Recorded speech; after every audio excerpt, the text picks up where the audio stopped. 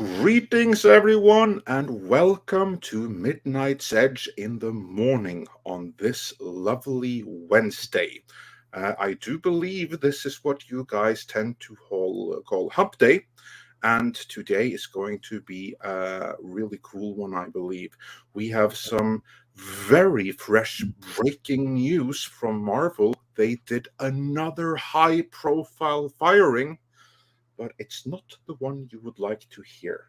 So we will get into that. We will be talking some more Star Trek news, because now we have at least a partial confirmation of our scoop video as of Monday.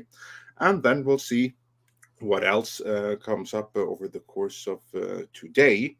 As you can see, we have a very special guest joining us. We're about to introduce him. But first, a regular guest, Cultured Casino. How's it going? Fantastic. Good morning, everybody. Thanks for being here. It's going to be a lot of fun today. We've got a very disappointing story coming out of Marvel, but hey, it is what it is.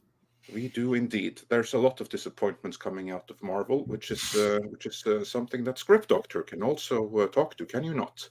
Oh yeah, when it rains, it pours, and that's what's happening with Disney this week. Absolutely. And we also have someone here, our special guest for today, that has worked extensively with Marvel in the past. I would dare say has written some of the best comics Marvel has ever put out, between The Punisher and Conan the Barbarian, actually the savage sort of Conan. Beyond Marvel, Chuck Dixon has also done extensive work for DC. He's, for instance, the creator of Bane. He has done tons and tons and tons of awesome independent work. Worked for G.I. Joe, even written some of the Phantom, which is a particular favorite of mine, as well as Alias.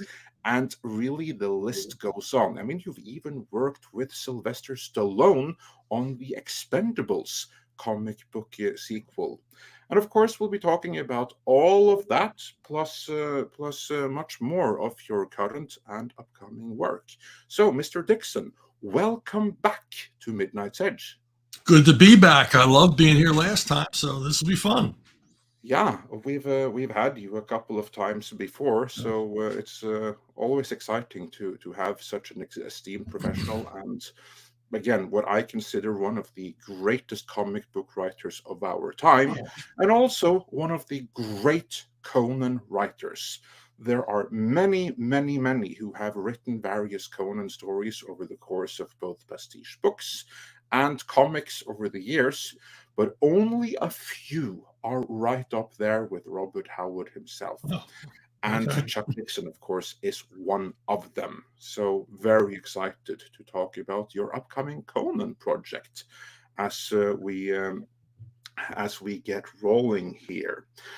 But first, we do have a couple of breaking news. We have a couple of super chats. We have a few Star Trek themed super chats, so we will be saving them for later on when we get into the Star Wars topic.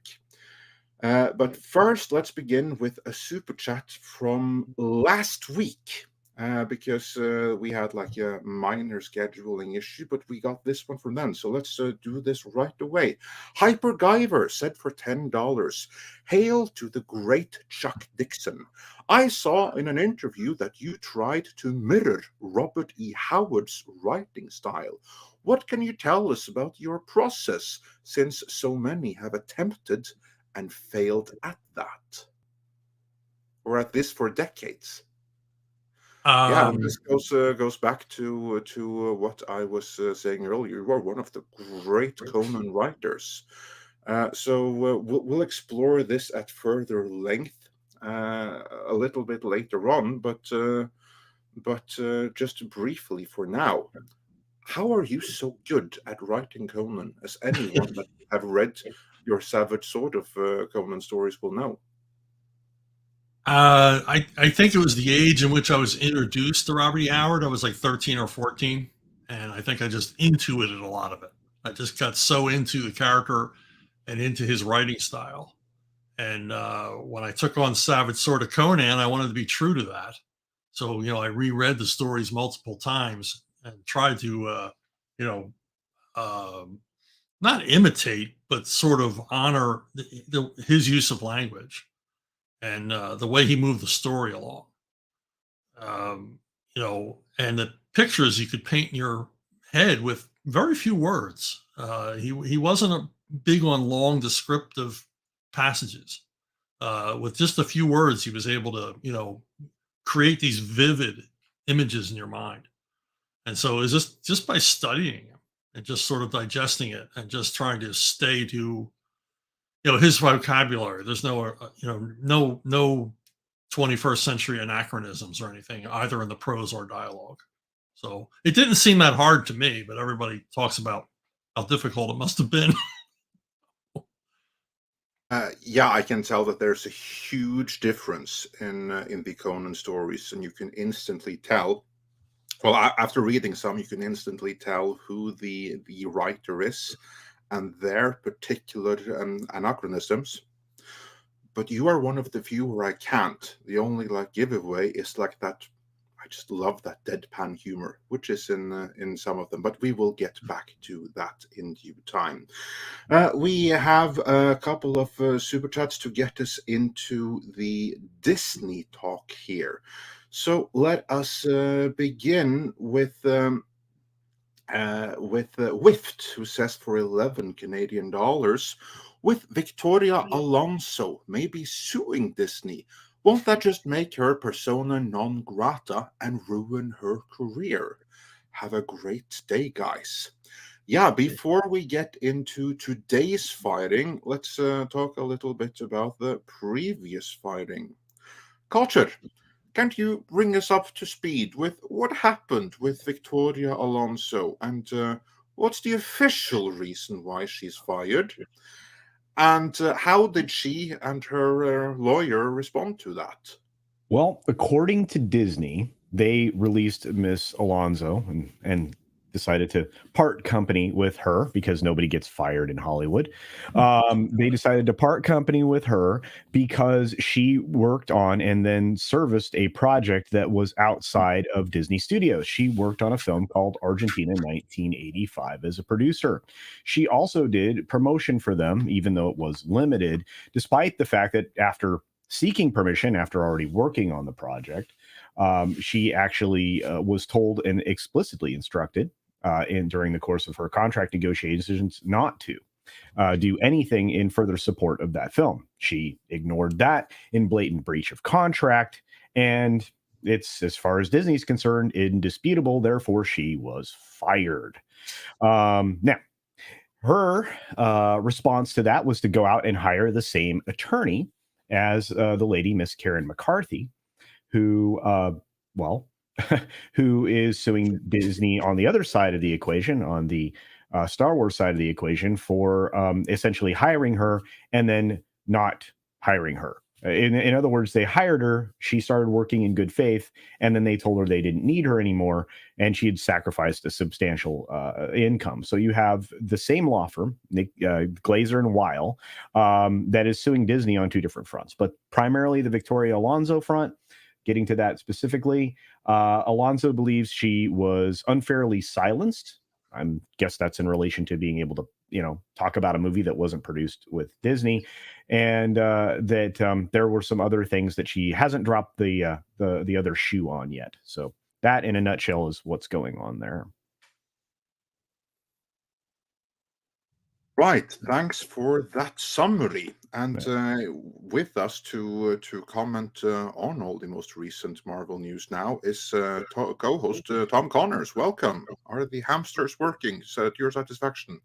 Sorry I'm late, Cram. It's been the morning. And indeed, and since my we horse are got doing, stuck.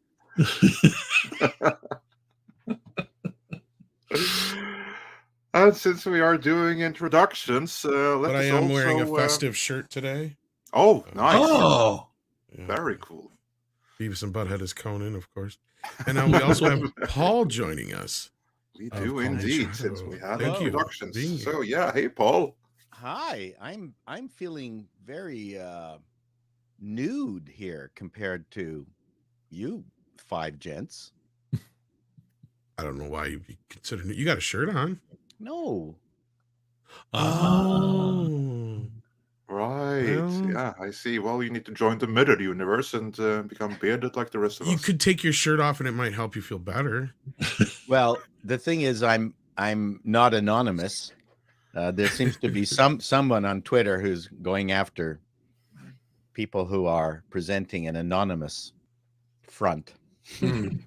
Oh, I don't even want to get into that crap this morning. I'm fine. And with you guys that. all have these little subtitle thingies. I don't know how you get that, but that's fine. Oh, you can just here. Let me see if I can add you one. Yeah. Mr. Well, Chuck Tom Dixon. is working on that. Let us continue with the Marvel news, because let's begin with you, Paul, since you were the last one to come in. Culture just gave us a brilliant summary on the whole Victoria Alonso situation, the lawsuit, and her claim that she is silenced. And we had a question. Won't this lawsuit just destroy her in the industry? Is anyone going to want to hire her after this? What say you? Well, that is an interesting thing. I'm predicting that she's going to get an NGO role at the UN. I don't know whether she's going to be working in Hollywood anytime soon. Certainly, notwithstanding the fact that she had some power, Iger has more. And even with Disney on the ropes, Iger still has more. Probably a quantum amount more. So maybe she thought that she was a bigger fish in this barrel than. I mean, the woman's got an ego, clearly. We saw her on the red carpet. We heard the things that she had to say, especially with regards to the land or the government of Florida and what they were planning on doing with the education. Yeah, this would be when she bragged at the GLAAD Awards about sitting Bob Chapek down and screaming at him for 40 minutes how he needed to do better. And the action he took after she screamed at him he needed to do better was for Florida to take away all of Disney's special privileges. So yeah, Victoria. Which was a very clever move on her part. I don't know. Some very complicated 4D chess that only makes sense to her. That's what I'm thinking. Universal's gonna hire her to run the parks. That's why. That I think Because she destroyed Disney, so you know, there's the enemy of my enemy kind of thing. certainly too big for her britches, but she also has still a lot of supporters in Hollywood. But on the other hand, power is power. Forget about the truth part. And Iger still has that. So I think that she might come back into Hollywood, but I'm predicting an interim job, like maybe nematode wrestler or something. Spokesperson for the WEF or something. Yes, I think that's it. The WEF. That's what she's going to do for a while, and then she'll be back. Mr. Dixon, I don't know exactly how closely you have paid attention to Victoria Alonso and her various pursuits, but you have heard some of her greatest hits right here. She was instrumental in Disney losing its self-governance. She is the main architect of basically Phase 4 sucking, and now she's annoyed at being let go. Do you think she has any reason to be? And certainly this lawsuit of hers against Disney for unfair dismissal, do you think that can lead anywhere, given that she's arguably cost Disney who knows how many billions for whole future? Well, you know, that would all come out in the civil trial if she were to, you know, they were to go to trial on this, and they could bring out basically what a complete screw up and a disaster she was to the company.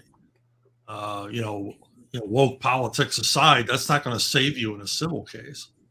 When Disney can prove damages, they could probably countersue her, try to get some of those billions back.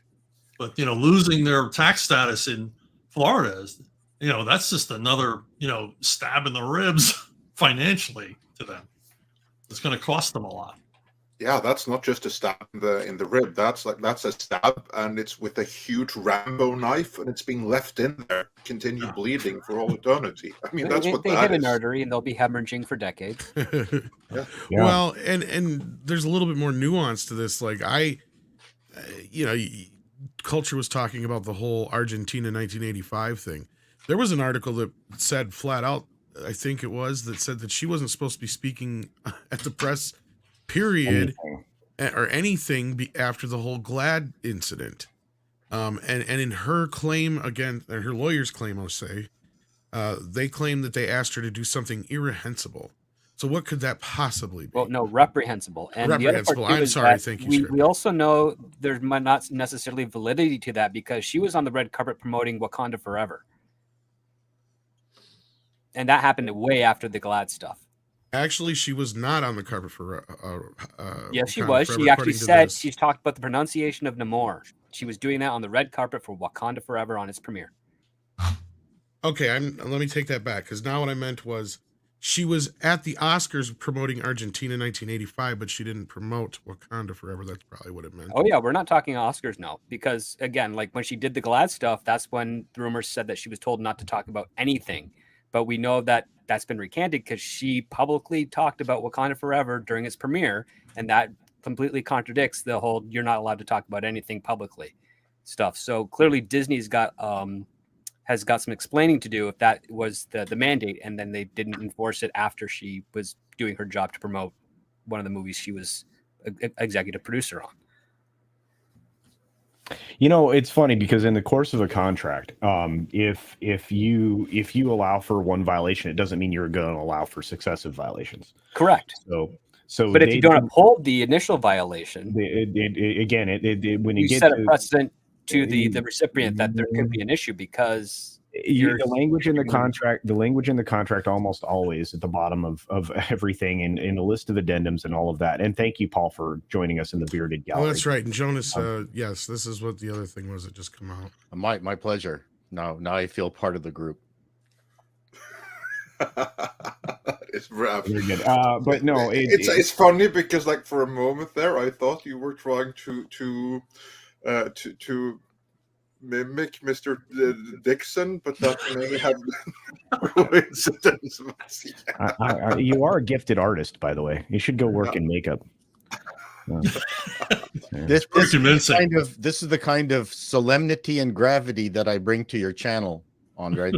There you go. But again, adding to that real quickly, you can allow for certain violations of a contract. Doesn't make them any less enforceable. And almost every piece of contract language has that particular statement within that, no pardon or whatever of any individual infraction, whatever language they use, will make it so that the contract is unenforceable in any clause or something similar. There's usually a lot. No, but there's also the counterclaim that if the company failures to pursue disciplinary action with their contract on the initial violation, that they can be held accountable for that. That is legal precedent as well. Sure, but I'm just saying within the confines of the contract, like I said, you take any type of contract like that to court, and again, we'll see if this actually goes through the entire process, including discovery, which Disney is not really interested in. But if it actually goes that direction, like I said, there will be a lot of things that she will be shown to have violated, and so they fired her for cause, and and they didn't have to give any specifics other than if you fire for cause, you do have to state a single specific, but they did. Yeah, the Argentina. They did. But again, she's in clear violation of her contract is the whole thing. It's indisputable is the word that they used, and I agree with them. So we'll see where this lands if it actually ends up in court. But to me, I'm still surprised that this went the way it did, and we aren't initially in arbitration. But again, I answered my own question the other night, and I went, you know what? There's no contract anymore. That contract does not require any form of arbitration since it's now canceled, and yeah, we'll have to see where this lands. I'm very, very interested in what happens with as soon as you sue, you render your contract null and void. Exactly. Yep. And it's one of the reasons why often you don't want to sue someone and try to work within the contract because you can get more money. Yeah. It's not a good strategy. It's good for your ego. It's also good for the lawyers. The one bad thing for Disney is Discovery. Yeah, that's what. Yeah, What are we going to find out about Disney's mechanisms based on the discovery process? That's something no company really wants to. For Not us, only that would that, be as what if good there's as a the series Sony of hack. memos that actually reinforce the actions that Alonso is taking, and therefore not holding her culpable for the actions of damages, because they're coming from other parties? I believe that in response to that, Disney provides detailed emails telling her that she can't do this any longer, et cetera, et cetera. I think they're going to say, look, we will hold you to your contract. Shut up. Don't do this. Don't do projects outside of the company. Oh no, I'm talking about with regards to damages of Marvel, like saying, for instance, we agree we need to have these scenes redone and VFX and all that other stuff that rang up the budget tab. Possible. That if they're trying to countersue with damages or claim damages for those particular things, but the discovery reveals that she's only following the direction of the people in charge, that's going to be good for her, and it's also going to look really, really, really bad for Disney. I think that has to be also considered, especially if it does get to Discovery, which I think Disney is going to do everything in their power to prevent. Well, and I think that Paul's correct too, and you're right on the money there, Script. But I think Paul's correct too. I think Discovery hurts Disney in ways we can't even imagine, because what if part of their processes is everything they've told stockholders they don't do or ascribe to? I mean, there's real problems there, folks. So potentially, yeah. And Tom, you had something you wanted to clarify on screen here, I think. Yeah, it just basically said that she hadn't done press outside of the red carpet. That's what it said here. Yeah. But speaking of clarifications, we also got a clarification from Jonas Campbell, writer for The Park Place, that we had on screen here for a second. Namely, we now have a fairly good indication of this reprehensible thing that Victoria Alonso was asked to do, and it was so reprehensible that her lawyer even complained about it. So it must have been something really, really, truly horrible to be reprehensible. What could it be? Could it be something like removing Chadwick Boseman from posters in China? Could it be having to thank Chinese concentration camps for their participation in filming Mulan? No, it wasn't anything like that. It was in Muslim countries, some of the background gay imagery, like some pride posters and music in store windows in the background in Ant-Man and the Wasp: Quantumania, had to be removed in order for the movie to be released in certain Arab nations. Removing this was the reprehensible act that she was asked to do, which apparently traumatized her quite significantly.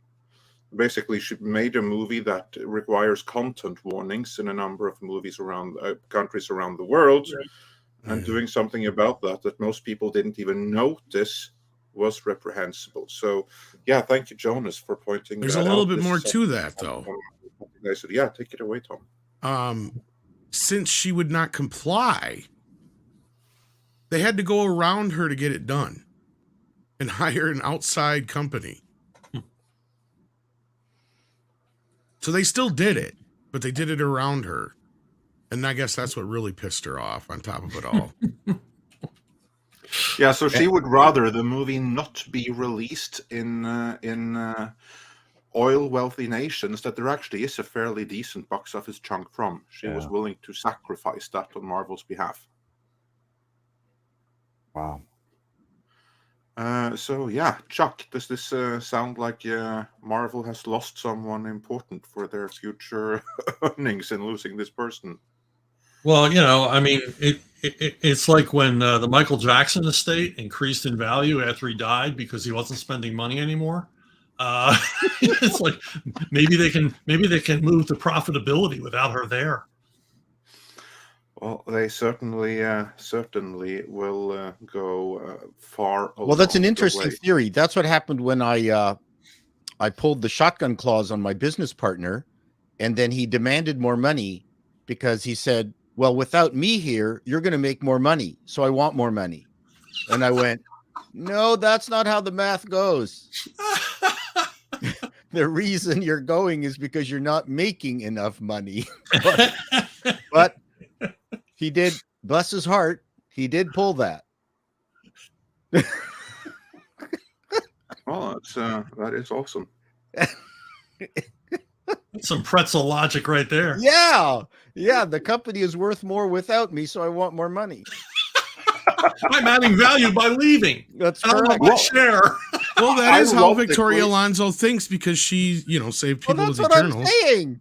Yeah, but that's what she's saying too. Like, okay, I'm gone now. Now you'll be earning so much money, so I want some of it. I mean, that's kind of like what the lawsuit is about. So yeah, but we have some more Disney news for today that we need to cover before we move on to other topics, super chats, and what have you. Because in the last couple of hours, a new Disney fighting was announced, and this is one we are not too happy about. Tom, can you bring it up on screen?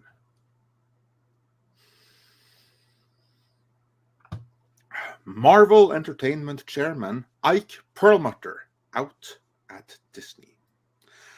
And you can tell from this picture right here why many in Hollywood will be cheering at this news, because Ike Perlmutter is a personal friend of and heavy sponsor of Orange Man Bad. So this news will be met with elation, I should imagine, in certain circles of Hollywood. For those that are not familiar with him, Ike Perlmutter is one of the earlier owners of Marvel. He has been with Marvel since before they were acquired by Disney. He used to be functionally the CEO of Marvel. And ever since the Marvel Studios days, he has acted as the checks and balances guy. He didn't really ask for any kind of political message to be put into the movie, but he may have kept quite a few out of them during Phase 1, Phase 2, and the part of Phase 3, which he oversaw. And he also wanted to limit their spending. There was quite a few stories about him that came out around the time when Kevin Feige and Victoria Alonso were able to outmaneuver him and oust him from the creative position. But now, after the fact, many of those stories may have been smears. We don't know the validity of them. What we do know is that as soon as he was gone, that's when Marvel started going off the rails. That's when we got Captain Marvel. That's when we got Phase 4. All of that happened or went into production right after he was removed from his position. So he was removed from all creative responsibilities, but he remained as the chairman of Marvel Entertainment, and he's one of Disney's biggest shareholders. He still remains one of Disney's biggest shareholders, but now he has lost the final remainder of his formal power over Marvel. Culture, you have gone through this story already. Is there anything else you can add to it? I'm not sure how much else I can add to your brilliant description of what's going on with the events, other than this seems like a retaliation for him trying to lead a revolt in the board room. That would be my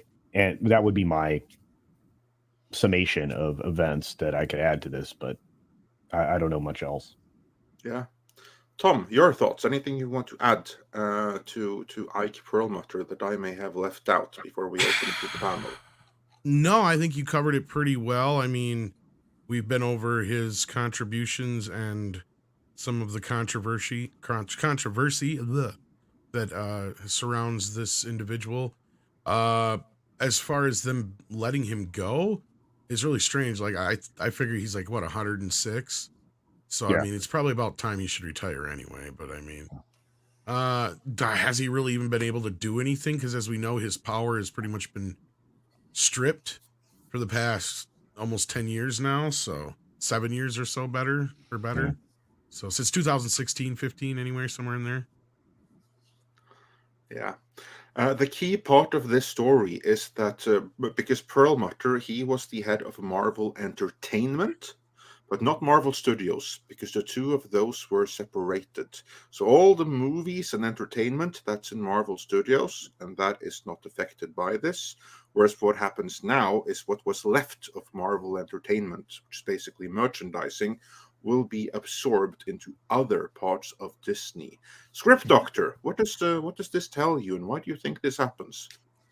I think probably because of his influence on the board, his friendship with the other stockholder, who his name is Mr. Nelson Peltz. Peltz, that's the name. I think this was just kind of a signal saying you may be a stockholder, but that's as far as it's going to go when it comes to the controlling interest of our company. He was really useful with regards to helping create Marvel Studios, because the profits of Marvel Entertainment were rolled into finance the creation of Marvel Studios. That's why he had so much influence and power at the beginning of it, and why when Disney took over, when they made the sale, they started slowly pushing him out, because he was still very much concerned about the health of the brand that he was managing. And unfortunately, yes, it was around Avengers Age of Ultron, I think, is when they started slowly nudging him away, and eventually it took effect. And since then, Marvel has not been succeeding very well. I think it's unfortunate. I was also really curious to know, to wonder who would be his successor, because I think he's 90 years old now. And if he were to have passed away prior, who would be taking over his controlling interest in Marvel Entertainment? What they would be doing would probably be of interest. But now that's not a factor anymore, because Disney has pulled all the final strings they need to completely divorce him from the very thing that he brought to the company. I think it's an unethical aspect, but I understand why they're doing it, because they don't want the challenge, they don't want the pushback. And it's unfortunate.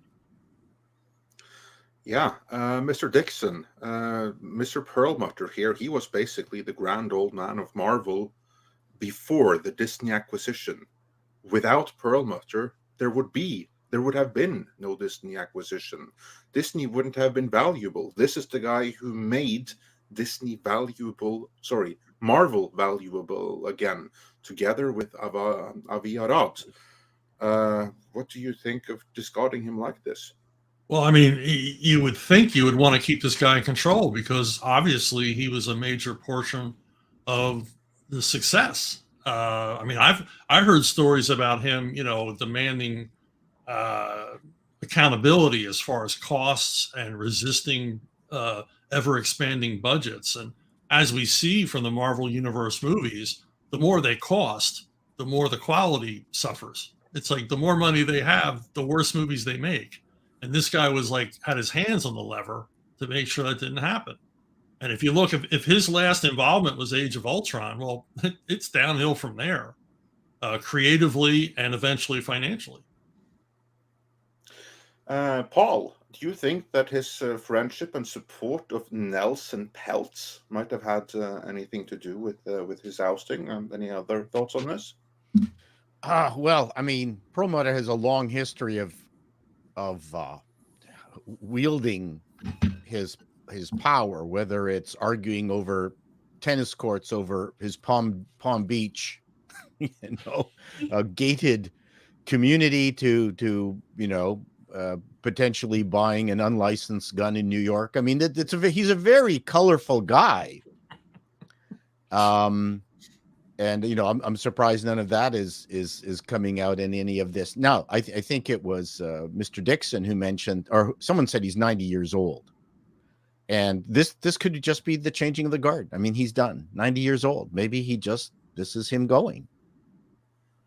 He doesn't get to choose a successor, because he's completely out. So his position's gone, right? I mean, there's no one being hired to take his place, so there's no hand on the lever now. But Feige wanted him out. Yeah.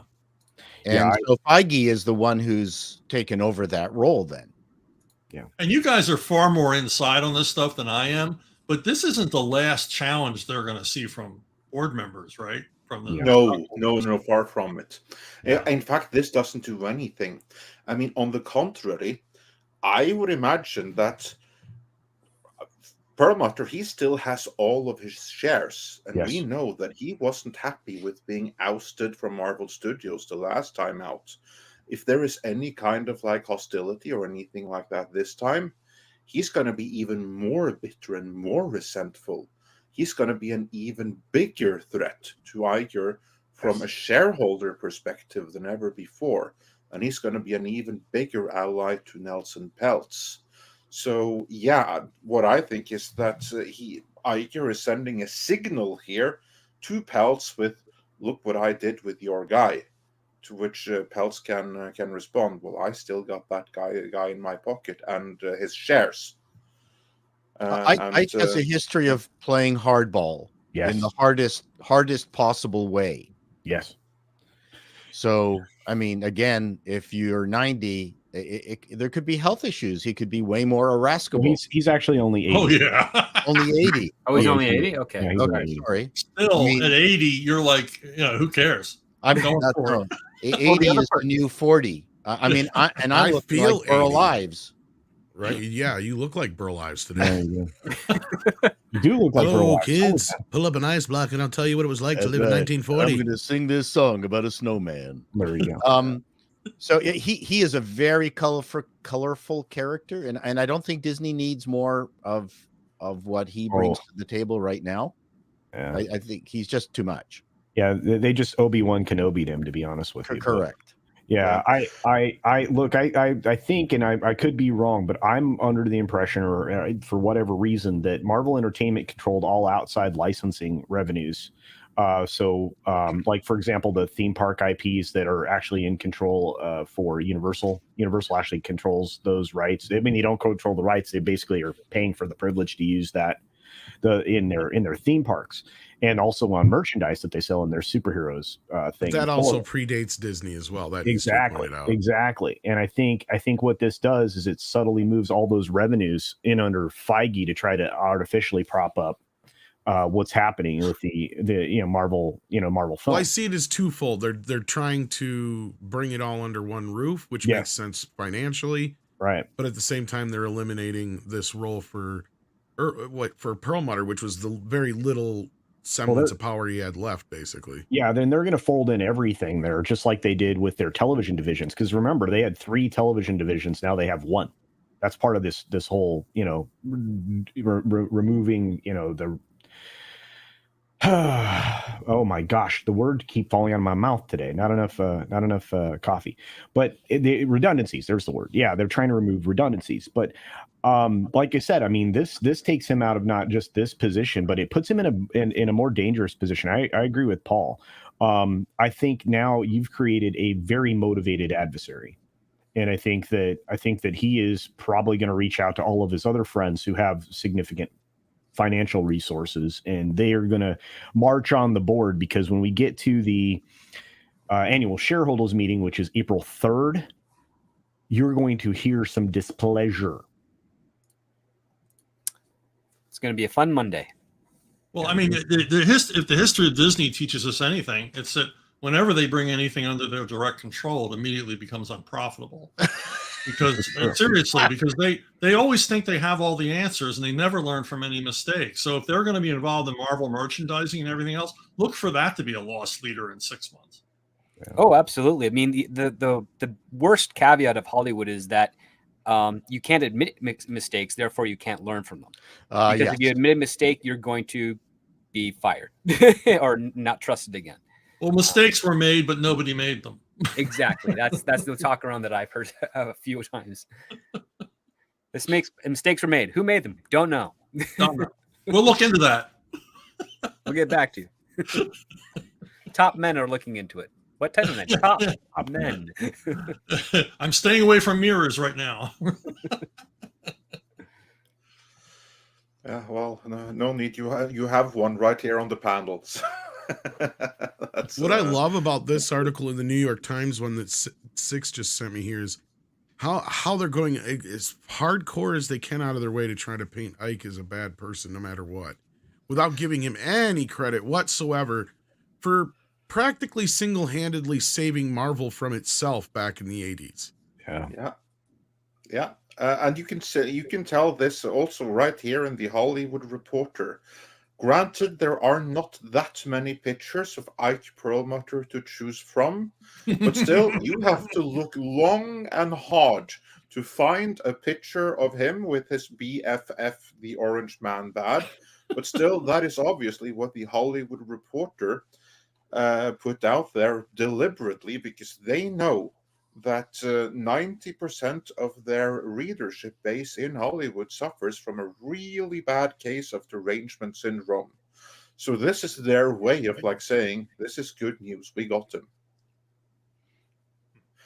So yeah, truth in journalism right here. This to me almost feels like a tit for tat, like it's trying to distract the wokey wokes from Victoria being fired.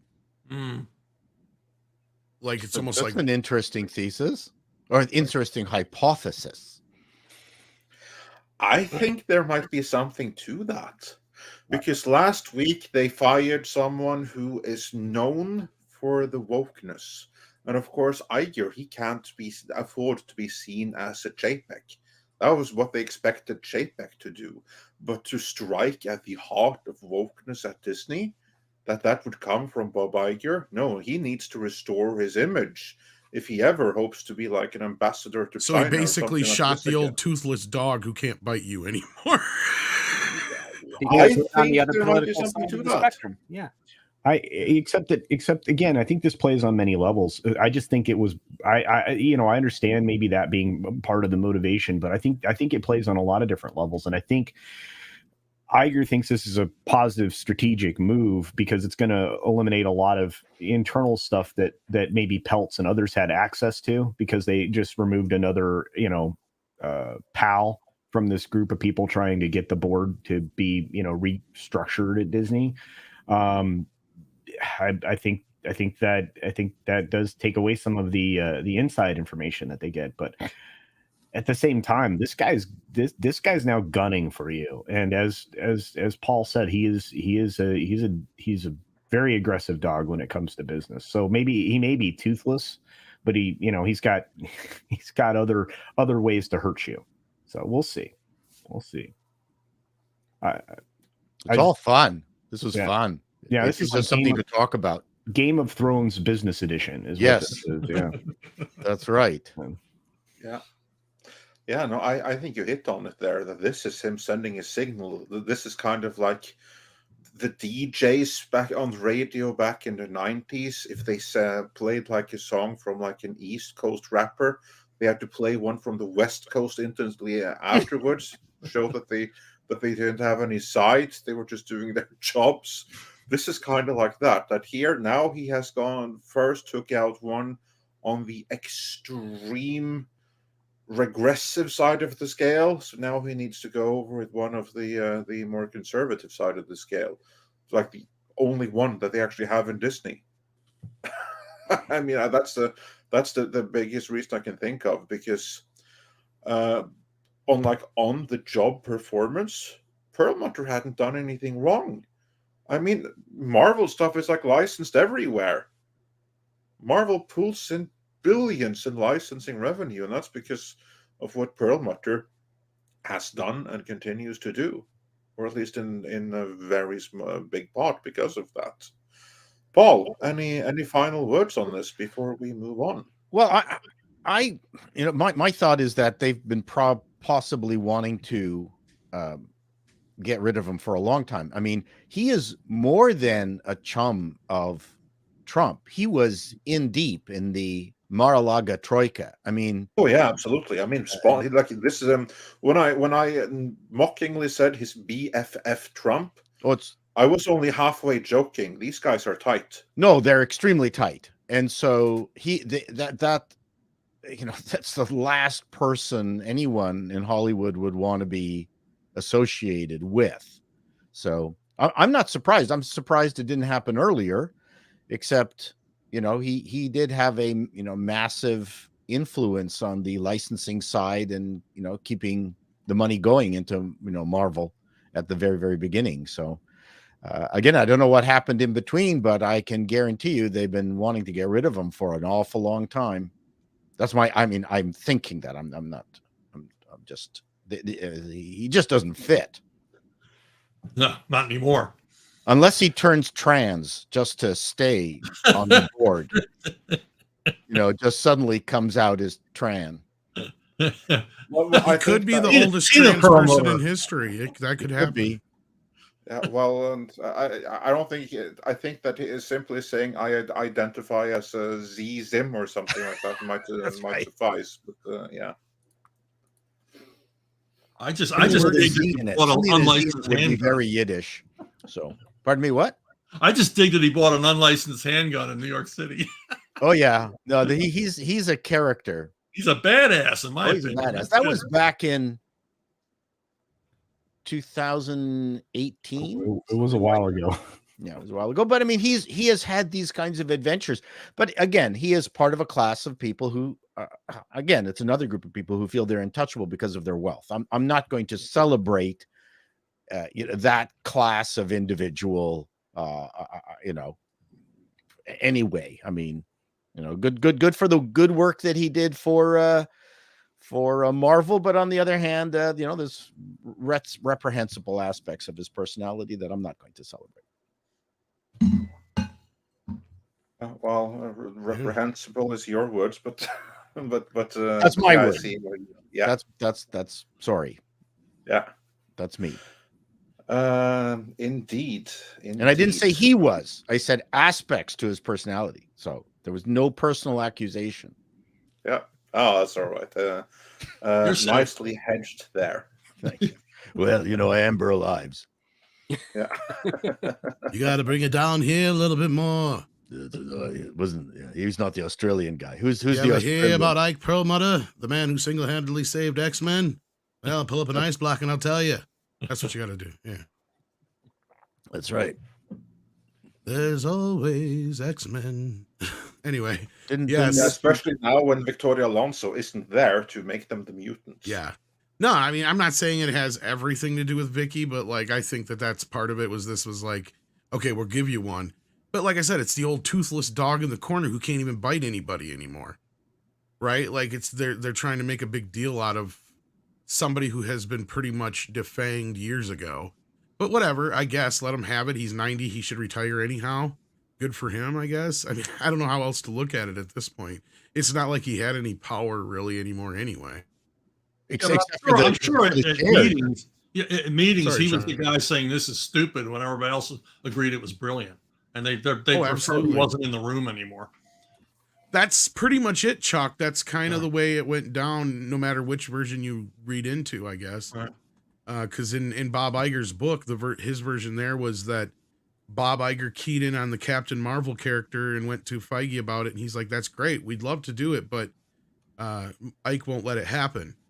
And then he added that also Ike was against Black Panther happening, which I guess is also kind of a bit of bullshit. But anyway, the whole thing then came to a head and they squeezed him out so they could do what they wanted to do under the idea that he wouldn't allow it otherwise. So these people with this kind of power have they talk to each other in a certain way that it's really difficult to fathom unless you've actually been in the middle of a bunch of 1%ers talking to each other who all feel that they're smarter than anybody else on the planet and can tell poor people what to do. I've been there. It's very surreal. It is very, very surreal. These people are kingmakers and they're used to yachts and stuff that it's difficult for anybody to comprehend unless they've actually experienced it. No tag day for Ike. That's all I have to say. Yeah. And with that, we have a couple of super chats. We have some on different topics, but we are going to do all of the Disney-themed super chats first. And then we are going to move into other topics here. So on the topic of Disney, the Waltman 4 says for $4.99. So, Andre, have you seen Cameron's recent Patreon post? let's just say Indy 5 has to make a profit, and breaking even won't do. And yes, this is something that Kamran Pasha first broke on his Patreon, and then he did an interview about it over at our good friend Doomcock. So if you go and check out his most recent video with Kamran, they talk about it there. But basically, the scoop from Kamran Pasha's insiders in Disney, and this pertains to Indiana Jones 5, is that Bob Iger is very, very cross with Kathleen Kennedy because she's just screwed up everything across the board, including with Indiana Jones. The ending of the movie right now is a fucking mess, is what I was led to believe. And Iger has told her in no uncertain terms to unfuck that mess. And when she asked, well, I need an extension to do that, we need to push the movie back again, to which he replied, no, we've pushed it back quite enough. I'm not giving you an extension so that you can stay here even longer. The movie comes out when it does, and it comes out and it's good. And it has to profit, not break even, not profit by a little. It has to profit by a lot. Apparently, the minimum amount that Bob Iger wants is $900 million. If the new Indiana Jones movie comes short of $900 million, according to Kamran Pasha's insiders in Disney, Bob Iger will then retaliate not by letting Kathleen Kennedy retire in grace, but by publicly firing her with cause, humiliating her, and destroying her legacy. Basically saying publicly something along the lines of, this incompetent destroyed Star Wars, she destroyed Willow, and now she's destroyed Indiana Jones, and we're done. That would be her legacy. Sounds too good to be true. I believe that that Kamran's inside source can be right on this. Chuck, I want to hear your thought. You think that is a possibility, that Bob Iger can be so fed up that he's going to destroy her legacy if Indiana Jones fails to deliver? Well, they have to have already alerted security to bring her boxes to her office, because no one thinks that this Indiana Jones movie is going to make a profit. I mean, they've had what, 36 test audiences with 36 different endings, and they hated all of them. So, this is going nowhere. I think you're being very negative, Chuck. I am. I think I have a right to be. You are a buzzkill. That's all I have to say. I would argue that I'm quite enjoying his opinion there. Oh, me too. I'm just kidding. Oh. It's hard to tell because he's got the beard. Yeah, your beard's hiding your emotions. I've changed over from Burl Ives to Roger Whittaker. Okay. All right, when are you going to start selling fried chicken? That's all I want. I'm going to be the whistler. Oh, okay. I can't whistle with this thing on. Oh my God, Andre's never inviting me on again. Well, we'll see. We'll have to keep you at least until you cross 100,000. Okay, that's yeah. But I agree with Chuck. I mean, this is you know what?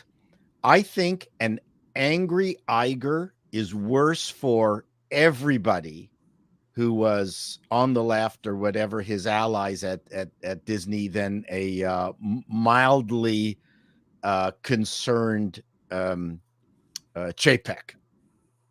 I just think that an angry Iger is worse for everybody who maybe was hoping to stick around, because he's going to feel like he's had the knife stuck in his back. Oh yeah, I mean, this is a battle of legacy right now. Yes. And it's basically, his legacy has to be the one that survives. Correct. And Chapek did not have that issue. No, I think that is the difference. He needs to write a proper epilogue for his final moments at Disney. He does not want to be frog marched out of there. No, he's in daddy's home mode right now, where it's just, all right, you kids haven't had any discipline for a while. I've neglected my parental responsibilities for the last decade, and I'm fed up. I'm up to here with it, and you're going, and if you don't make any money by the end of this quarter, you're going. Clean your room. Clean your room. Yeah. Yes, clean your room. Indeed, My dad used to work quite far away from home, and he would only come home on the weekends. And then the first thing he would say when he came in on Friday, late Friday night, was, "Okay, who needs a beating?" Makes sense. But in a Hungarian accent. Okay, Oh. who needs a beating? There you go. I don't think the film's capable of profit. I think that everybody here is right. I think that Iger may be looking for ways to get people that have influenced his company in the wrong direction out of there. I think he's started to make inroads that way. I believe that Lucasfilm is probably very, very nervous right now as a whole, because I can't imagine Kathleen Kennedy making Indy 5 profitable. There's just no way. I mean, you're over $300 million in budget now. You have, not counting how many different promotion cycles has this film been through, because you consider the stop in production. I mean, we set aside what the production cost of the film is. Let's talk about how they had to hit pause button on a lot of stuff. How do you pause people? you have a lot of financial balls in the air here beyond the production budget, and you are very much limited in scope as far as the audience goes now, because the fourth film wasn't received all that well. I don't see this film making $1 billion. If it doesn't make $1 billion, I would argue it would be impossible for it to achieve profit. I think that there are very few films that will make $1 billion in the near future. Just to be fair. Well, that's actually going to be a good thing, because that would mean or incentivize more reasonable budgeted films. Right. I agree. Because that's how you get your maximum profit margin. On top of that, too, there's an irony to this, which is that Iger's, getting rid of the very people that he brought in to Disney with the acquisitions he made. He's trying to, rewrite history day by day to make it look like he was never really the source of the problem, when you can all be traced back to him when you dig deep enough. And that's my point about him giving everybody a long leash and now feeling betrayed. Mm-hmm. You're 100% right. I mean, again, this is all legacy defense now. He is trying to rewrite history. He's trying to, be, the guy that he wants to live up to the same level as Walt, and even Eisner to a large extent. He's trying to beat them out reputation wise. He's not done it. And you're 100% right, Script, when you say that it's the people he brought in that have run these incredibly expensive but formerly profitable IPs into the ground. And I think some of that has to do with the fact that no one thought these IPs were going to fail. Right. Yeah. That they're so powerful that you can do anything with them, and how are you going to screw them up? I don't know. But the biggest arrogance you can have is assuming that any brand is a license to print money, and that's it, and just leave it there, when you really have to make sure that brand is valuable constantly all the time in order to facilitate that result. Now, the Disney Star Wars movies, all three of them made an awful lot of money. I mean, in total cash, but not a lot of profit. That's right. Yeah. And in fact, diminishing returns for every subsequent film, which is the exact opposite way you want to go when you're Solo lost money. Oh, yes. Yes. I'm not even including that. So, but I can see when you're in the middle of all that you think you've got a golden IP, and there's just no way you're going to, people are going to come and see what you're doing, because Paul, even Indiana Jones, it's going to have a great opening weekend. I guarantee you, Indiana Jones will have a good opening weekend. Yeah. Well, the question is, I just got to say, weekend? I Was believe. that Andre? I just wonder what's the second weekend. But Tom, carry on. I was gonna say, I believe maybe about 1% of that whole thing, because I honestly think none of that's true except for Bob Iger expecting this movie to make $1 billion. Like, that we know has got to be true, but as far as it costing Kathleen Kennedy her job, I don't think that's the case. Yeah, I mean, It does sound too good to be true, but again, we'll have to wait and see, right? Like, it's only we're gonna find out in what, 3 months ish. Yeah, thereabouts. And that is what I wanted to ask you, Paul. And now I'm asking you with your hat as a former network executive. Yeah, there's the hat. So imagine that you don't have one golden goose, but you have 3 golden geese. And then you have like one showrunner, if you will, that comes in and messes up all 3 things, all 3 of these golden geese, so badly that it's not just like you ruined this incarnation. No, it was burned down to the ground and pissed on the soil afterwards, so nothing can grow there ever again. Like this threat that Iger says that this has to work, or I'm going to destroy your legacy. Everyone's going to know that you were fired for cause. Is this a credible threat? Would you, as a former network executive, where your own legacy was now suddenly tainted by this other incompetent, would you agree to share like the bad legacy between you, or would you be a gentleman and accept that, or basically say you're going down, bitch? Well, one of the reasons I left was I didn't have the balls to do something like that, but I did meet people who could, and I don't know any of the people who were involved here, but this I mean, as you said, and as others have said, we're now talking about a company that does value reputation and has a history of reputation, not too dissimilar from Ford Motor Company, right? I mean, if you're a Ford, you don't want to be the person who took down the company, right? It has a personal history. Same with Toyota. I mean, a Toyota is now a president of Toyota and is having some issues. So, I mean, those of us who are interested in the automotive side, we're following that debacle. That's an interesting story. So, Iger, Disney, how many presidents have there really been? And let's not include Chapek. But we've had obviously Walt. Then we had a succession of failures. Then you had Eisner, and no one remembers anybody between Walt and Eisner, right? I mean, I think Ron Miller. Yes, I remember him. Yeah. Oh yes, he's one that Culture and I brought up a few times. Yep. And then it's Eisner, then Iger. I mean, holy smokes, it's a very small group, and Iger does not want to be the Edsel of Disney. But you can't write your own legacy. None of you kids out there will know. Chuck's right. You can't write your own legacy, basically. But he is trying to write his own legacy. Yeah, Chuck, I think he's trying to do that, but he doesn't have many bullets left in this. He doesn't have a lot of ammo left.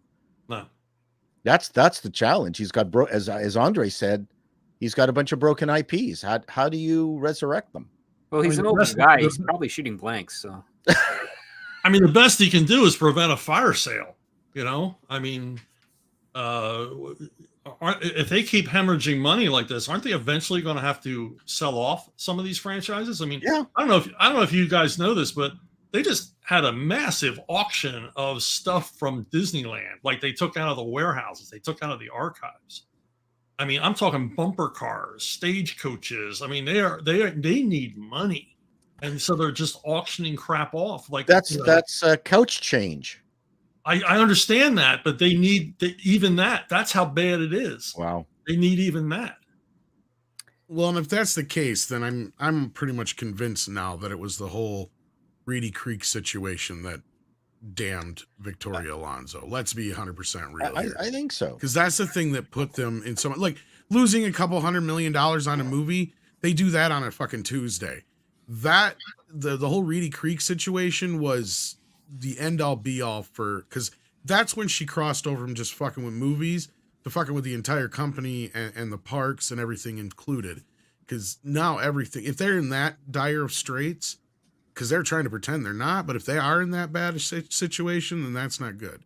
Because they're facing a lot of things in the near future. We know that we still haven't heard about a few investigations. They've got They've got the one outstanding lawsuit. They may be facing another one with Alonso, and God knows how many others that are possibly going to come up here.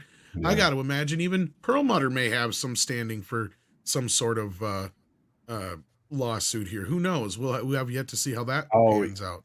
Yeah, he'll take his outstanding shares and his golden parachute and then turn around and just attack Disney with it. I mean, but in a different way. I don't think he's going to sue. I mean, right. There's other ways. Yeah. Like I said, Absolutely. I would take every bit of every piece of information I ever got and, find a way to make it. Oh, he could make it very profitable. He could take out, he could do something kind of pretty dangerous, which is convince a number of high stake shareholders to just pull their shares out of Disney. Yeah. Put them into a spiral, take the information that they knew and make negotiations with rival studios to be very competitive.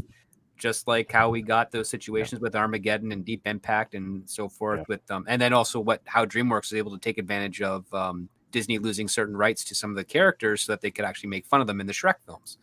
All that stuff, could happen tenfold if they so chose to do that this way. I don't think they're going to, because there's other aspects about Disney that's still very lucrative for those shareholders. But the threat is very real, and they could probably maneuver some new angles if they so chose, but we're not going to find out for any time soon. I think Disney has got to flip over Disney Plus and add 1-day shipping. Yeah, there you go. But we have a number of other super chats pertaining to Disney before we move on to the other topics here. Chirogami says for $5, when Disney right sizes to the woke paying audience, it will be a vegan hot dog stand with 3 DEI employees. Yeah, that's a good point. They're just going to be replaced with DEG ones. Yeah. And Mark says for $10, Script Doctor, you said on a recent Midnight's Edge episode that the 90s Spider-Man cartoon wasn't as good as it could have been. I'm curious to know your thoughts on what worked and what could have been better. Well, the voice cast worked really well. Excellent voice cast, very memorable. What 90s Spider-Man cartoons suffered the most was that it almost had no budget. Like it had to reuse a lot of scenes. It actually also reused a lot of audio recordings from other episodes because they really could not afford extra days for those actors to come in and record other stuff. There's a clip out on YouTube. I can't remember where it is, but you can find it where Peter Parker repeats the "with great power comes great responsibility" line, and they're identical. So it's like one recording just played over and over, like the Roadrunners beep beep. Like it's what they did at that point, and it's what makes the show suffer. It's also far more on the soap opera side of drama from the cartoon than other ones that came out of that point. I really enjoyed the Greg Weisman Spectacular Spider-Man series. It was far more concise. It actually had a bit more of a budget because again, it was under Disney Marvel at the time before they axed it to do their new stuff. But yeah, it's episodic stories. It was trying to do serialized stories as well. It was back and forth. Yeah, it's still enjoyable to a degree, but it does not hold up as well as other cartoons at the time, like say X-Men, Batman the Animated Series, even like Freakazoid is way better and holds up better today than those Spider-Man ones. Also, the 90s Spider-Man cartoon, because of the contract they had with Marvel, and I also believe with Fox Kids, they could not do proper fist fights, and they had to replace all the guns with energy weapons and laser blasts, whereas Batman could still use like real-looking guns and throw punches and the Punisher was just neutralizing vampires. Let's not forget about that. I'm sure. Chuck, I see your smile right there, right away. I'm sure that must have irked you even at the time, as one of the greatest Punisher writers there ever was. What are you asking me? Yeah, no, I don't know if you can answer that. Spider-Man You just made a statement. which the Punisher couldn't shoot. And he couldn't shoot at criminals. He was like neutralizing vampires. He was Punisher. They always want to neuter him. So, they've made every effort. Marvel doesn't like the Punisher. I mean, let's face it. They wish he'd never been created. which is Yeah. tragic because he's a very complex and interesting character, and I also think that he's right where he needs to be. And I think the only egregious aspect is when DC tries to make Batman into the Punisher. Not only that, I'd argue the Punisher was a bit ahead of its time as character, because like he almost fits perfectly into the 80s, but he kind of predates some of that stuff in a way. Yeah. So it's like, yeah. Or he Yeah, influenced the 80s. Script, I think you're Yeah, right. Well, I that mean, could be. yeah, that's a good point, Script, that they brutalized Batman, or they made Batman a bit too brutal for my tastes. Yeah. Less Well, that was the detect- whole reason we did Knightfall, was to show the fans this isn't the Batman you want. And consequently, Knightfall was extraordinarily successful because the fans aren't stupid. You know, they were like, oh, okay, yeah, this is why we don't want Batman to be a tortured psychotic loner. Oh, yeah, absolutely. I love Knightfall because I read that when I had to get my tonsils out, and it cheered me up a lot. I can Yeah, relate. can you tell us about that real quickly? Like the difference between writing the Punisher for Marvel and Nightfall for DC, since we're on that topic. Well, I mean, there was discussion at the summits early on in Knightfall that this was an opportunity to show the fans that they didn't want Batman to be Frank Castle. They didn't want Batman to be like the Punisher. And so we were going to bring them a Punisher like Batman for a while. And they hated it. The sales plummeted. We had to end the stunt 6 months early because sales were falling so swiftly because they hated this character. But before that, the common thread amongst fans was, well, get rid of Robin and Alfred and just have him be, a badass all on his own. It's like, no, you think you want that, but you don't. And Knightfall is basically the proof to everybody that this Batman is best left as a triumvirate of Batman, Alfred, and Robin. A Neil Adams era. Yeah. That was a great run of Batman. Yeah, which managed to be, grim and dark and everything else, but didn't leave all the other aspects behind. And also, it's just one thing to note that for Batman being an aspirational hero and a detective, it's kind of counterintuitive to make tortured and psychologically damaged at the same time. Yeah, he can have issues, which is great that he's dealing with, but the fact that he's dealing with them and overcoming them with them, in addition to doing this quest of trying to protect Gotham, is what makes him heroic, and not just being able to beat up weaker criminals that are on the street mugging old ladies as they're walking home. He does more than that, and I think that's what makes him fascinating and why he's been able to stand the test of time for 80 plus years. Can't argue with that. Yeah, the Pattinson Batman was a bit too tortured for me. Yeah. Also, I don't like sad heroes. Yeah, and he tortured the audience along with it, unfortunately. That was the problem. You took my joke, Tom. You dirty. Oh, I'm so sorry. Nice cover. Anyhow, I have a great question when it comes to all this Disney business and stuff like that. If we could take a minute. Yeah, go for it. We'll get back to super chats and everything, but go for it, because this is the perfect time for that question. As you can see, yeah, Chuck has been in the industry for quite some time. And from your perspective, how has the industry changed, the comic book industry, that is, since movies have kind of become the thing, right? Like, we had Batman, we had Superman, we had a few far between here and there. But when X-Men came along, things kind of changed, right? You had X-Men, you had Spider-Man, and from there on out, it's basically been the superhero era in Hollywood. How has that affected the industry overall from your perspective? Well, I mean, it had a deleterious effect because, when I got into the comic book business, everybody who wanted in the comic book business just wanted to work in comics. We were all lifers. I wanted to just write comics. I didn't want to move on to write, screenplays or novels or any of the rest. I was, comics were in my DNA. That's what I wanted to do. And everybody else the same way, artists and editors. And when the movies came along, we saw a new breed of creators show up who saw comics as a roadmap or a stepping stone to something quote unquote better. And also you saw editors who were so naive that they thought that if they did like favors for the parent companies, that they would be rewarded with jobs in the film and television divisions, which is laughable. So, the old guard editors were retiring, and they were replaced by these new guys who wanted to be in on the Hollywood game. And then they began running the companies as if they were Hollywood studios, with more micromanaging and the comic book equivalent of reshoots, things that had never existed in comics before. I mean, they were doing rewrites on comic books, which is like, wow, that's crazy. These are comic books. You write the script, you send it off, the artist draws it, that's the end of it. You don't have a committee sitting around saying, well, we should move this panel over here and that panel over there. So yeah, it had a horrible effect.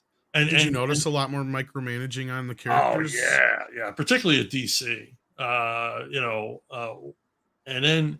And there was no good effect because the movies didn't even raise sales for us, so there was no upside to any of it. Well, and I also imagine now currently it's a bigger problem of, if a kid wants to go in and see like a Hawkeye or a Captain America comic or even an Iron Man comic, no longer are those characters actually those characters. Like Iron Man has actually been taken over by Ironheart. Hawkeye is now, what's her face, Kate Bishop, and so on and so forth. Like, to me, I think it is kind of counterproductive when you have all these superheroes and then you're trying to change who they are ostensibly in the comics. And you're right. Like, that's kind of what got me into comics, was knowing who Superman was from the movies as a young child. And then finally, making that connection, and that's how I learned about Spider-Man and some of these other characters who had only had like a few television series and stuff like that when I was younger. So it feels like the world had ballooned at that point in the late 90s, early 2000s. And I got to imagine just being somebody who's on the inside, it just had to be polarizing at the same time as like a weird change in how the dynamic worked in the system itself. Well, I mean, you look at when DC started putting out facsimile editions, they were, completely accurate reprints of comics from the 80s and the 70s and the 60s, and they were outselling their regular output because here were the classic presentations of those heroes. And the editor-in-chief complained about them selling more than the regular new comics. And it's like, okay, you're complaining about it, but aren't the readers telling you something? Yeah. They want you to go back to the classic depictions of these characters and stop screwing with them. It almost feels like deja vu. Well, and it does. In a weird way, it feels like comic book characters since the 70s into the early part of the 80s have been stunted. I mean, we have a lot of great characters come out of the early 90s, late 80s that are brand new, and kind of newer incarnations of some of them, don't get me wrong. I mean, that's a Marvel age that I remember fondly, of course. But of course, like my memories of DC, like you're right, like the Superman that I gravitate towards is the pre-80s Superman, right? Same thing with Batman and some of these other characters. Like, yeah, I like a little bit of Frank Miller in my Batman, but I don't like it all dour and dark and depressing and making Superman a fascist and all this other crap. It's like, sometimes we got to have a little hope in these things. Or a character like Batman makes no sense if he's not, you can have him dark and dour, but he has to be trying to reach for some sort of light, right? Like that's kind of the whole point of the character, I would think, at the end of the day. Like he wants to make things better. Oh, you're such a Pollyanna. Well, I try.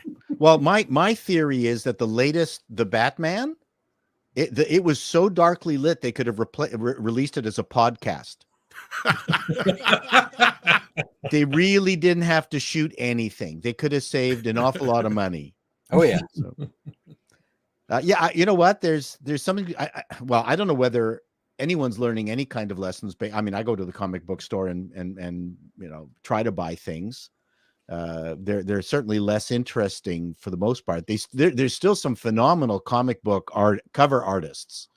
So you go there and you say, okay, this might be the gay Hawkeye or something or whatever, something weird, but you go, wow, that cover, it's really good. There are some very good artists out there, which I love. I love the artwork in the comic books, which is one of the themes that I'm writing in the video that I'm going to be releasing today. Is I realized I don't have superhero fatigue. I have regular human being in tights fatigue, because it dawned on me that apart from the fact that I've been advocating that the superhero movies need to get more street level and less bombastic and less trying to save the galaxy stuff, I also realized that, ironically, once you put humans in, that's a style. You can't really alter the way the human looks. You can go a Tim Burton route or Christopher Nolan-ish route, but you like the variety in anime, or the variety between Ty Templeton versus Neil Adams, or you. One of the things that you enjoyed about the different comics is when a specific artist took them over, and that had its own style and look. I mean, independent of the writing, which, Chuck, I know you know a lot about. You can't do that with human beings. I'm finding it's the human beings that are boring. I'm missing the arts. I'm going to be covering that hopefully in a video today. I've got human being fatigue. Yeah, I agree with you that, these things need to be a little bit more reality based. I mean, not necessarily reality, but showing them coexisting in a real world, which increasingly they don't do. They're in their own pocket reality. Where, there's no mail delivered. There's no policeman on the street. Correct. There's no babies. There's no anything. It's lacking authenticity, because again, like violence happens and no of, police show up. Like an entire building is flattened and no one, like, where's the emergency? We're the first basically, responders, Paul, what you're requesting is for Marvel to adapt Chuck Dixon's Punisher, because that would solve that would be brilliant. Or even just rerun forever Netflix a Daredevil. Like, don't make any more. Just rerun the first season. That's a perfect street level character and executed. And that was the problem with Ant-Man. Ant-Man naturally is a street level superhero. Right. And then they put him in the quantum realm. It was the dumbest decision. That first Ant-Man movie, that was your blueprint. Do not stray from that blueprint. Well, I mean, I used to have this argument all the time at both DC and Marvel that, because they would say, well, you have these superheroes dealing with quality of life crimes, stopping a carjacking or whatever. And I'm like, readers love that stuff. Yeah. I mean, that's the wish fulfillment fantasy. I'm never going to fight Dr. Doom, but I'd love to foil a convenience store robbery. Well, I mean, I'd like to be the guy that could do that. I want to get after those telemarketers. There you go. Go ahead, Paul. No, I was just going to say if you watch Hong Kong and Chinese martial arts movies, there's always the hero beating up a bunch of thugs in a convenience store. Yeah. It's the classic. It's the classic moment. They all have it. That's a very important part of Asian culture. A bunch of guys. It's even in a lot of American films, right? Like, sure too, but they probably got it from the Asian films. But the convenience store angle, I think it was in Venom. Well, everything that's from the important thing. From the first person that Travis Bickle kills in Taxi Drivers in a convenience store to the first person RoboCop takes down is in a convenience store. So, I mean, you're not wrong in that respect. There was a Punisher story I wanted to write. They would never let me write it, where Frank reads in the newspaper that guys are stealing carry-on bags from the men's rooms at airports. When you hang your carry-on bag on the hook on the back of the stall door. Right. And I read about this myself. People were reaching over and grabbing the bag. And I want to do a story where Frank just sits in a stall at the airport with a shotgun across his knees. Jeez. Because that's who he is. I'd read the hell out of that story. Can't you write that the same way that you probably can't because of the copyright situation, but I'd freaking love to see that character as that story written, because that would be amazing.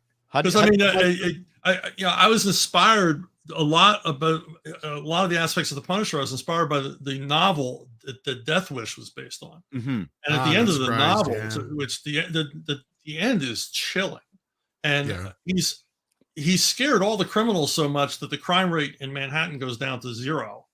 And so he has to be hunting for new crimes, and he begins hunting kids who throw rocks at commuter trains. Oh, Yeah, It's yeah. like, The man, book is a that's- lot more darker than the film. ended up Oh, being. yeah. Never read Yeah. the book. How did you like the Netflix Punisher?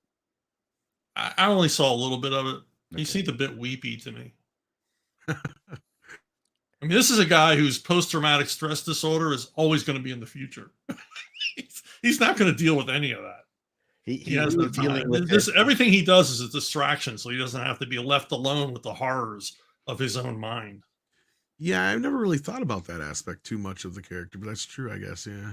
But that's how they want to write things. They think that the inner struggle has to constantly boil to the surface, or it's not going to be dramatic enough. And script can talk to that more than me. But it drives me nuts. There was a series on Netflix called Kung Fu Nun or something like that, a Ninja Nun or something like Warrior that. Nun, yeah. Warrior Nun.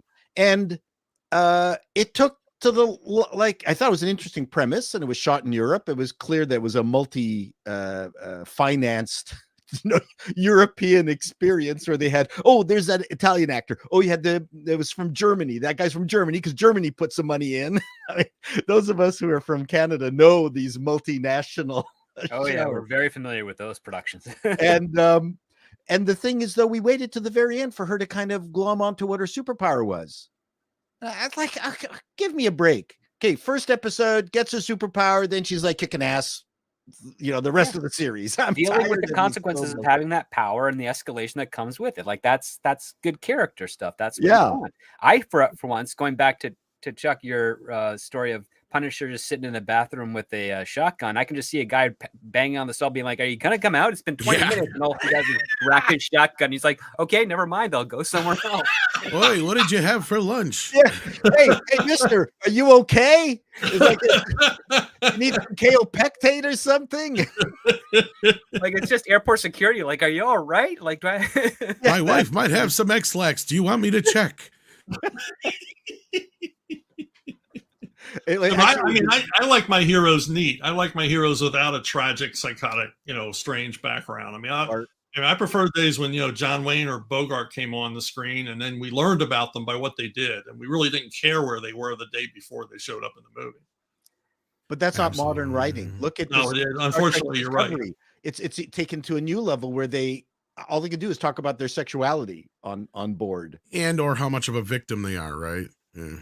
Which is so lazy. I mean, that's got nothing to do with plot. It's got nothing to do with story. I mean, I hate it when we go, oh, this is character driven. Oh, so you didn't bother to think of a plot. Because, plot are hard. Well, that's the other part too. They conflate character driven and plot driven because they're. You point me any really well written story, I can tell you how it's character driven because it's got a good plot. Because a good character drives the plot. If you do something that's just plot driven, it usually means you have a bad character and it's just a plot that's happening and they're just being dragged through the series of events and there's not much unity.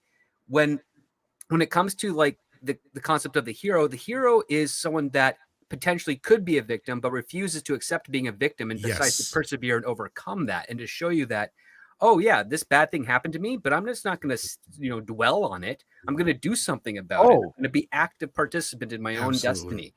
And that's what makes the hero the hero. When as soon as you put them in a state of arrested development, you're not telling a story. You're just bitching with your friends at the coffee table like an episode of and I'm going to bring it up again. Then you need to watch Chloe on the German show on Netflix. Holy smokes. It is 100% what you guys are talking about. Well, and what Script has been saying is something that we've been saying for a while. And I say the same thing about the villains. And that's part of the problem with these movies now, right? Is that a lot of these writers can only seem to sympathize or empathize with these villains. And it's like, that says a lot more about you than it does anything, because these villains are villains for a reason, right? It's exactly what Script said. They are the same exact thing as the hero. Only the difference is those things that make them a victim, they act out upon them, right? And they take them out on everybody around them. That's what makes them a villain. And a lot of these people writing this stuff, that's the kind of people they relate to, sadly, right? Like they see that as, oh, I understand how Dr. Doom feels. It's like, you fucking shouldn't. It's like, you should not want to be. You should be able to relate to them on some level. So they right, seem but real not to in the you. sense that we No, like no, try to not make like, them yeah, out to that's be what this I would do. anti-hero thing. Yeah. Yeah, exactly. Well, it's a difference between understanding and then trying to sympathize, because those two don't always have to be in sync. You can understand Dr. Doom. He's a son of a gypsy. His mother has died. He's trying to win back her soul, and he's doing everything he can to sort of save her and then also control this country so that it can be, his ideals. And every time he reaches out to grab more power for his own goals, he's doing it at the expense of others for his own selfish gain.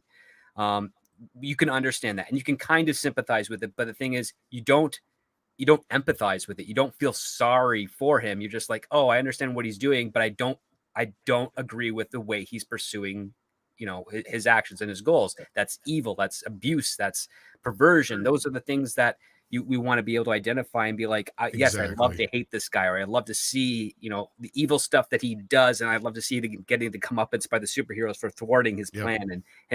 And hopefully maybe he'll be able to redeem himself, but we know it's never going to be, because he's so stubborn in his ways and whatnot. And that's kind of what makes, an interesting villain entertaining and threatening at the same time. Exactly.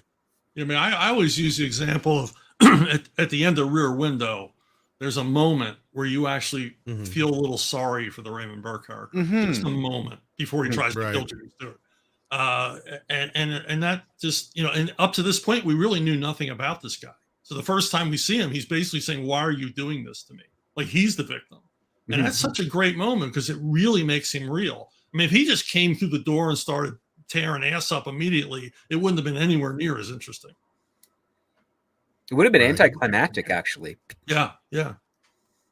Right. Another good example of that is, I just brought up, Taxi Driver earlier. That's another example where you have a character who's clearly not somebody you're supposed to be rooting for as the hero throughout the film, but yet at the same time, you find this despicable human being doing the right thing at the end for this, 12-year-old girl. So like, it's like, well, does one undo the other? I don't know. Like that's a complicated hero, right? Like that's somebody who, you can actually get into that and wax about it a little bit. To these people, they think Thanos is right. But I'm also getting to the point where I can understand why Thanos would do what he did too. Yeah, I'm feeling very Thanos these days. Although one of the most interesting and most complex protagonist was the Rutger Hauer character in Blade Runner. Yeah. Roy Batty. Yeah. So that was very satisfying on so many levels. And he was told he needs to be. So who was the bad guy? I mean, it was just an amazing movie. It's why the studios forced the director to add the narration, because the initial test audiences, everyone was rooting for Rutger Hauer. They were sympathizing with him way too much, according to the studio. But what was wrong? What was wrong with that? That's how they took the movie.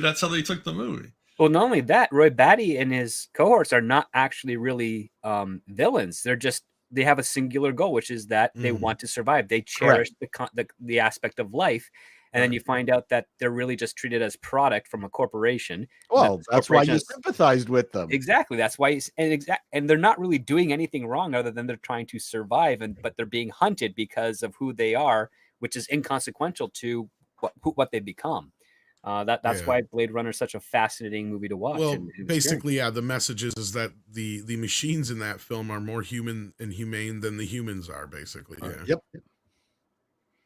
Yep. It's again, it's not your classic. But they can't do that kind of messaging anymore, right? Like that's the biggest problem, is they don't even understand fundamentally any of that crap. The discussions we just had about those 3 or 4 stories right now, they wouldn't even be able to understand. No. Right? Like they wouldn't get it. But audiences get it. Yes. That's the thing. Yeah. Well, and there's the disconnect right there, right? What? I said, and there's the disconnect right there. Oh, yeah. Yeah. Well, you talked about 1%ers and their yachts and their, condominiums in Malibu. I mean, it's like, yeah. I mean, what they don't relate to us. They don't. They obviously think we're the great unwashed. And it's interesting, those individuals who have chosen to make movies like Wall Street or about the very wealthy.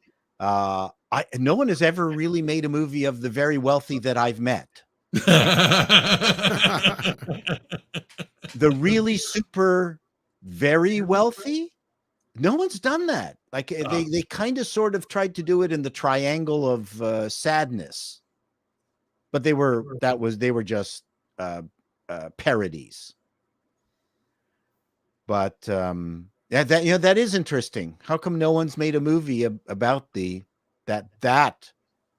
level of individual who hobnobs with the UN secretaries of state and extracts oil deals? And I mean, these are people.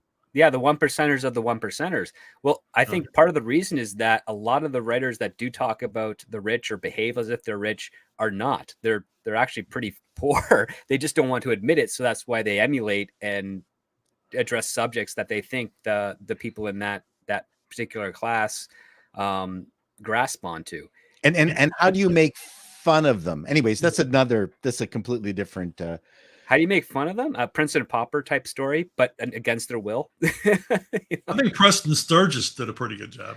Yeah, good old Preston Sturges. We need him back. We need more of that. Yeah. Now I just want a Punisher story where he's stuck in a stall at the bathroom. At the airport. I'll write it. Stuck in a stall at the airport in the bathroom. Yes. Yeah, I really want that story too. I mean, you came back to Conan, which we'll talk about in a moment here, and you need to come back to the Punisher as well, who they kind of made a ninja in Marvel these days. Take his guns away. Punisher movement. That's what it'll be called. Well, and it doesn't even matter why he's there, right? He could be waiting for a specific individual to come in the bathroom or whatever. It doesn't freaking matter. Like that's the whole. Whoever reaches over that door is getting it. Is dead. He's done. And he doesn't even have to worry about bathroom breaks while he's waiting. So exactly. You got to. He can, and he turns around and he can have a sandwich. He's got a nice little station there. You know. Yeah, he's got Maybe thermos. Might not be too hygienic, but yeah, I can. Hey, you know, you got to make do when you got to make do. He is a slob hero, so he's right at home. I knew Paul would like that one. I like that one. That's good. But let's see what the audience is saying here, because we've got some super chats. Hopefully we've got you gentlemen for some more time here. Rip Star Trek says, I wish nothing horrible things upon those watching Picard 3 legally. This is all your fault. We had an hour, and thanks to all crude. There's some spelling mistake. I think that you're very flustered there. Other Star Trek chats. We'll Sorry get back to those in due course. So let's focus. And on there's the Kurtzman news, which I don't know what. I mean, his contract got renewed into that 21. I don't know what the big deal is. We'll get back into that. We got this one already, right? Yeah, we got this one already. So let's move on from there. And then we have one that's similar to that, where it says, I'm praying that Doomcock and Cameron are right about KK. We need to win on the board. Also, great job, Mr. Dixon. Yeah, getting Mr. Dixon. Yes, indeed. Thank you, Mario Trujillo said that for $5. And it's XSHBK's birthday today, and he says, what a great birthday present to get to hang out with the Mead guys and the immortal Chuck Dixon. Love you, brother. Well, thank you so much, SXHBK. Speaking of birthdays, happy birthday, SXHBK. But it is also Sander Hammerslag's birthday today, I happen to know. So happy birthday, Sander, and happy birthday, SXHBK. It's a mouthful, but happy birthday. Speaking of birthday, Chuck, you and I are 2 days away from each other. You're 54, right? Yep. And I'm April 16. Wow. Wow. Where were you born? What? In Toronto. Oh, okay. My parents were Hungarian born, but so you're probably born in the middle of a blizzard too. I was born right before Hurricane Hazel. Yeah, I was in. It was a blizzard. I was born in Philadelphia. It was a surprise blizzard in the middle of April. Yeah, it wiped out a whole rerouted an entire river in Toronto. So there you go. We're storm children. You've always been trouble, Paul. There you go. Yes, indeed. Son of the Great White North. Well, Chuck is older than me, and he looks it. Those 2 days, man. Those 2 days did Those it. 2 days make a difference, Chuck. You know what's Oh my funny is God, when you every had your day makes beard a on, you difference. all looked like brothers, which was funny. Yeah. Finding Neo since $1.99 says Ike Perlmutter just got axed. Check it. Yes, we did. We've been talking about that all morning. See, look at that. I You did look meet just like Chuck brothers. Jones. Yeah, you're like both look like Chuck Jones at the same time too. And let's see here. We also had Zontar here, who says Alonso gone, leaves one true Alonso, Fernando Alonso, go Aston, Stroll Surge, beating Mercedes with their own engine. There you go. Yes, this is F1 talk. Fernando Alonso has podiumed twice now in the F1 with Mercedes' old power plant, and he's beat Mercedes. Mercedes has got chassis problems. Yes. The Mr. Tickle Trunk says, "Where's Paul and how did you guys get Colonel Sanders?" Well, we got original recipe Paul back now, Yes, that's right. but I'm sure he'll be extra crispy later. One of the funniest things ever is, if you can dig it up, is the Colonel Saunders trying to do a voiceover on a radio ad, and he can't say a finger licking good, and he just can't get it out, and he's swearing. Have you guys heard it? No. I don't It's think so. I gotta search for that. It's His very finger funny. fucking good. God dang it. No, he was just fuck this. He goes, and Fuck it this. finger fucking fuck.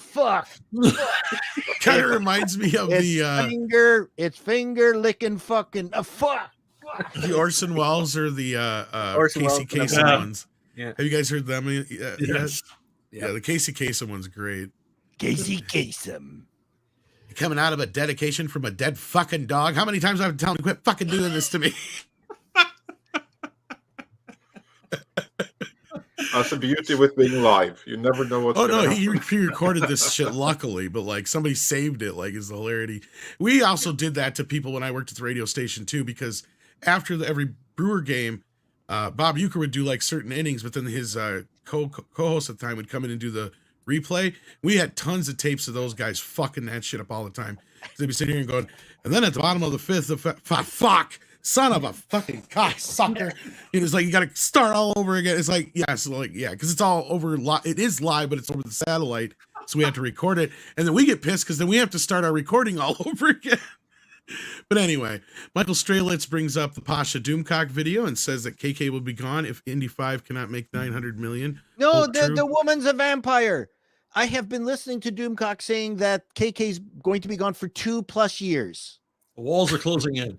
Yeah, perhaps, but Well- even the Star Wars characters got out of that, that thing where The they trash compactor. Trash compactor. the trash compactor, they got out of it, and I'm not gonna, you know what? I'm not saying nothing until the ink is dried and she's out the door. I agree in that respect, Paul. I will say this, though. We do know that both Dave Filoni and Kevin Feige have been given a lot more power and sway over the Star Wars universe, but not enough, evidently, in Favreau's. Or did I say Feige? I meant Favreau. In Favreau's case. And it but sounds yeah. like she's been neutered. But however, until she's gone, I won't believe it. Yeah. Well, Indy is going to be, I think, if there is any truth to this, I will say this. Indy is all on her, right? She can't really blame anybody but herself at this point. But you know what's She going to drove happen? away Steven Spielberg. This is all her. It's doing. going to be a shitty film, and it's going to be successful. That's what's going to happen. That's what I'm predicting. Well, I Well, it's- don't know about that when you look at everything she's put out before. I mean, there was a time No. when there was well, it was successful, but she hasn't had anything successful for a long time now. I'm just saying to torture us. It's going to be the accident, the one accident. I'm just Right. saying. I don't see it because test audiences, universally hated every version they showed them. So I just can't see. No. Hey, listen. Test audiences hated Bill and Ted's Excellent Adventure. Yeah, but this is like, a lot of test audiences. This is like every test audience. Hey, Chuck, I'm hoping for nothing but the worst for the movie. Right. I'm just saying And that I'm going to tell you, go ahead, weird Paul. things can happen. That's all, Yeah, you never know. You Yeah. keep How can bringing it up make that. money? I mean, you could probably make Toy Story 5 for the money they spent just on reshoots. oh Oh, no, no alone, question. easy. But They They are bring making John Wick it for really quiet, only but that's a $100 million. different matter. you keep bringing up the Bill and Ted story, Paul, but I'm not trying to correct you, but there is an addendum to that because, Okay. and I'm the historian around here when it comes to Bill and Ted, trust me. Basically, the first few test screenings they showed that to, they didn't show it to the proper audience. They showed it to a bunch of adults. And then when they went and showed it a third time or fourth time or whatever it was, they showed it at a mall this time to a bunch of kids. And the kids loved it. At that point, they didn't know what the hell to do. They're like, crap. Originally, they were going to put it straight to video. And they're like, this thing is testing through the roof with these kids. And they come out of the theater talking like them. So they're like, oh, shit. Now we got a hit. What are we going to do? Well, I am partially correct. Sure. Yes, I said I'm not really technically correcting you. I'm just adding an addendum to it. Yes. Half of her story was not a lie. Exactly. Yes. But it wasn't. It's an accurate statement of fact. But I would say that I can't find an audience for this film. Indy 5. Find me an audience for that film. I disagree to a point. Culture. I'm not gonna argue with you that this audience will not like this film when they're done seeing it. But I think that this movie has a chance for an opening weekend simply because even though there is some crossover for the Star Wars and Indiana Jones crowd has more in common with the crowd that went to see Top Gun Maverick. And I've said this before. It has a much wider range of an audience. So let's say it opens to 90, 95, 105 million. I think that's a fair opening for it, actually. Let's say it opens there. When word of mouth hits the street about this film, where's it going to go from there? It all depends because a lot of the audience, we have to see who is going to see it, because if it ends up being a lot of the older skewed crowd, they're not the crowd that checks into Twitter. If it's the younger skewed crowd, they do. Well, the other aspect is that it's James Mangold, who, how many failures has he made in his career? I can't think of any. and you know what? He wants to get out of this so fast and leave it behind. I'm sure this has been painful for him. Yeah. Well, and half of it's his own fault. That's the sad part. Had he not gone out online and said the few things that he has now, and I've said this before, and I'll say it again until we see the film and see how it ends. And basically this, at that point, before he opened his freaking mouth on Twitter, all his movie had to do was be better than Crystal Skull. That's it. It just had to be better than Crystal Skull, and everybody went, it was nice to leave Indiana Jones on a high note. Now, he set himself up in a position where it has to be as good as the original 3. Fuck Crystal Skull. Because he has put his self out there now, and he's got to deliver. Had he just handled it a different way, it'd have been totally different. But my argument's going to be Lucasfilm has managed to push all of the people that would be behind this film or be interested in this film very far, far away. They got their wish. They pushed the 50-year-old guys out of the freaking building. And you know what comes with the 50-year-old guys? The kids and the grandkids. Wow. You know, and I'm telling you right now, if you want long-lasting longevity, like the comics, right? Again, you lean into these characters and they're correct, the characterizations. You don't deviate from the thing that works. And when you do, you usually get your book canceled, or in this case, you get nobody going to see your film. And I'm gonna say we have, quote unquote, the normies are waking up. We are in a different world than we were 5 years ago. People are quite aware of messaging and propaganda and many other things that are contained within films now. And they're tired of it. They're tired of going to films for a lecture. They're tired of men being emasculated. They're tired of a lot of these things. I'm going to look to the performance of Dungeons and Dragons as when it comes out tomorrow in previews. As like another benchmark along the path to, you need to fix your stuff, studios, because this is a prime example of things not to make. I don't know if that's one to count on that one for. But, we'll see. We'll see. I've been watching the projections for that box office like go downward, not up, downward. I'm surprised considering the word of mouth, and I couldn't even get into the preview screening. But anyway, so just so you know, Crystal Skull grossed $790 million back in 2008, which isn't bad. That's really good. But that predates a lot of the internet stuff. I mean, there was internet then, but it wasn't like the social media platform. That it is now. predates wokeness in cinema Yeah, and that. audience being fed up. Well, it also benefited from a wonderfully received third film. Yeah, about 16 years earlier. Right, but that's the point. Is you had a wonderfully received third film, and there was a thirst for Indiana Jones. It was a very popular theme park attraction that was located in California that was riding quite high for decades for Disneyland. And this film is 15 years after the last one. Yeah, yeah. I'm like I said. I mean, there's so much money invested here. In this film, not just in the production, but the marketing and promotion, everything that goes along with it. This has to be a hit, or it's another failure for Disney overall and Lucasfilm specifically. Again, they're a diminishing brand. Everything they've been doing is a diminishing return. Well, we can also take a look at the next Pixar movie with the Elements. That thing's going to suck rocks. Which doesn't make any sense to me at all. No. What's ironic is that we should have seen this coming, because Disney purchased quite possibly one of the biggest brands of the 90s to ever exist and then drove that into the ground, and that was Power Rangers, to the point where they had to sell it back to Haim Saban at a loss. Yeah. I mean, this is why I was really apprehensive when I remember hearing that Disney was buying at Lucasfilm, and then again, Marvel's like, they can't handle these brands. They're better stick to like adapting the Grimm fairy tales. Like that's what they're good at. But then now we're just seeing the fruits of that later, and apparently those fruits have rotten pretty fast. Yeah. But let's get through a couple of more of these super chats. Then we have some very specific questions for Chuck here.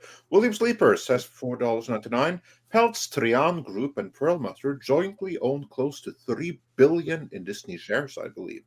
That's not top 10, 15 of shareholders, but it is significant. Yes, it is indeed. That's enough to cause them some real trouble if they should so want. And we got a couple of member chats. Gonzalo Bergali says, did the Colonel Chato bring any fried chicken with him? Finger licking good. Where is it again? Yeah. Love my chicken. That's what Kentucky Fried Chato. He does chicken, right? Now, what's interesting is that the Kentucky Fried franchise in Canada is different from the United States. Where in the United States, it's actually a low-end fast food chain, whereas in Canada, it's actually more of a high-end. Yeah. I was completely shocked when I was traveling into the United States not too long ago, and, I'm going to go to Kentucky Fried Chicken. What a shithole. Oh, my God. It was terrible. And coffee. Oh, yeah. If you had coffee, they didn't have any real creamer. They had just like the powdered shit. I don't know if it's like that everywhere. This show like is obviously not sponsored by Colonel Sanders. So, yeah. Colonel Sanders raiding Shadow Legends. Yeah. And or Surfshark. Surfshark is like one of our favorites, but Raid is also fun. Stone Racket says, good morning, gentlemen. Have you heard anything more concerning Iger's audit of Lucasfilm's books? Also, please comment on KK having to pay out of her bonus for the settlement with Karen McCarthy. Ooh. Yeah, both of these come from Kamran Pasha's sources. So the story is then one that Iger is asking for an internal audit, but he's asking the Disney attorneys to do it in Lucasfilm's books to see what's going on with the Acolyte, this whole Karen McCarthy lawsuit. And also, he apparently also instructed KK that you're going to make this thing with Karen McCarthy go away. You're going to pay her what's required for her to go away. And whatever you have to pay her is coming out of your bonus because this is your mess. I don't have any more details. I'm waiting for any more details there from Kamran Pasha. So I would advise signing up to his Patreon. Then you'll be the first to hear them. And when we learn more, I would love for Kamran to come back on here and discuss them with us, which I'm sure can be organized. And then we have Let's get into this here. Snellswirl just says for $5, have you ever danced with the devil in the pale moonlight? Is that how you wanted it? And then Le Cimmerian says for $4.99. Chuck, just got your new Conan book. Thrilled to read it. Thank you. Yes, let us get into that.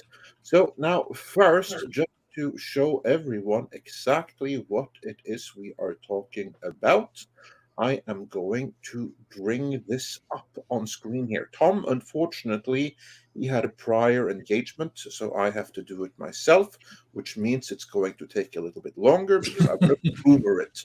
And we're all just going to have to make do with that. But here we go. This is a book that is available from Arcaven Comics. The link is in the description, so everyone check it out. Now, the intro here, for those that do not know, Midnight's Edge, I am proud to say, is the foremost channel covering Conan the Barbarian on the interwebs. And Chuck Dixon is also one of the foremost writers of Conan the Barbarian to ever exist. Many, many have written Conan in books, in comics over the years. The greatest is, of course, Robert E. Howard, the creator of Conan. But there are a couple of writers who are right up there, proudly, if not alongside, then just right up there in that bracket, that really got it and just took it that much further in the comics. And one of those writers is Chuck Dixon, whose run on the Savage Sword of Conan is some of the best Conan stories ever written. Those things are an absolute delight and a joy. You have previously told us about how your run came to an end when Roy Thomas returned to the title in the 90s. And that, of course, changed both the dynamics of the character, of the readership, everything like that. Roy Thomas is, of course, also one of the absolute upper echelon writers there is. He is the main reason why anyone has heard about Conan today, because without him, there would be no movie, no comics, no nothing. But still, Chuck Dixon is also right up there. And now you are back writing Conan again with the release of The Siege of the Black Citidel. What can you tell us about this book? Well, Arcaven approached me and they said that Howard's Conan work had gone into public domain. And I thought, oh man, they're going to want me to write Conan comics. And they said, have you ever thought about writing a Conan novel? I'm like, no, I haven't, but now I am thinking about it. I've never thought about that before. And by that afternoon, I had the basic plot for the first one and was off to the races. So, and I had a lot of fun writing. I've already written the second and I'm working on the third. So there were only supposed to be 3, but I'm having so much fun. I think I'm going to keep going. Where do you get your plot ideas for Conan? It's basically just a wish list. Oh, I want to write a pirate adventure. I want to write a jungle adventure. I want to write a desert adventure. And then just, okay, how would that work? Does he appear on a toilet stall at an airport? No, I don't think we ever deal with any of his toilet activities at all in these novels. He's got his broadsword across his legs, and he's just sharpening it ever so slowly. Well, to be like, you have dealt with his bedroom activities, employing like 2 and 3 prostitutes at a time. So that's kind of like the closest we're going to get to it. So this then is the first of 3 planned volumes so far. Although, of course, it sounds like it can go beyond those 3, since you obviously have fun writing it. Can you just give us like a very, very brief? What's the plot in this movie, like real quickly? Well, he's this is a period where he's a mercenary. There's some upstart prince wants to overthrow the king of Aquilonia, and they're besieging this fortress, and part of the fortress is this tower made of black basalt called the Black Citadel. And Conan works his wiles he finds out that there might be treasure at the bottom of this Black Citadel. So it turns into a heist story as he tries to figure in the middle of this siege how he and his buddies can get inside there and loot the place. Unbeknownst to him, the tower is your typical evil sorcerer who has summoned a Lovecraftian monster to be the ultimate defense of this citadel. And Conan and his pals run into it in an extended action sequence. So it's everything you want in a Conan story. At least I think it's everything I want in a Conan story. It's sex and violence and a monster. I'm going to buy it. And there's a few laughs too, but Conan never means to be funny, but sometimes he's pretty funny. That is one of the things that I really, really appreciate with your run on Conan. It's like that deadpan humor. I'm just going to share one image here, which I think is fairly representative and just so incredibly beautiful and indicative of exactly what it is that you do with Conan. Again, you're just going to have to excuse me because I am totally boomering this. The bottom line is we need to support Chuck and Arkhaven on this and buy the book. Yes, indeed, and the link for that is in the description here. I'm just going to do one more attempt to try to get this thing up on screen, which for some reason the program wasn't happy with letting me do. What is up with that?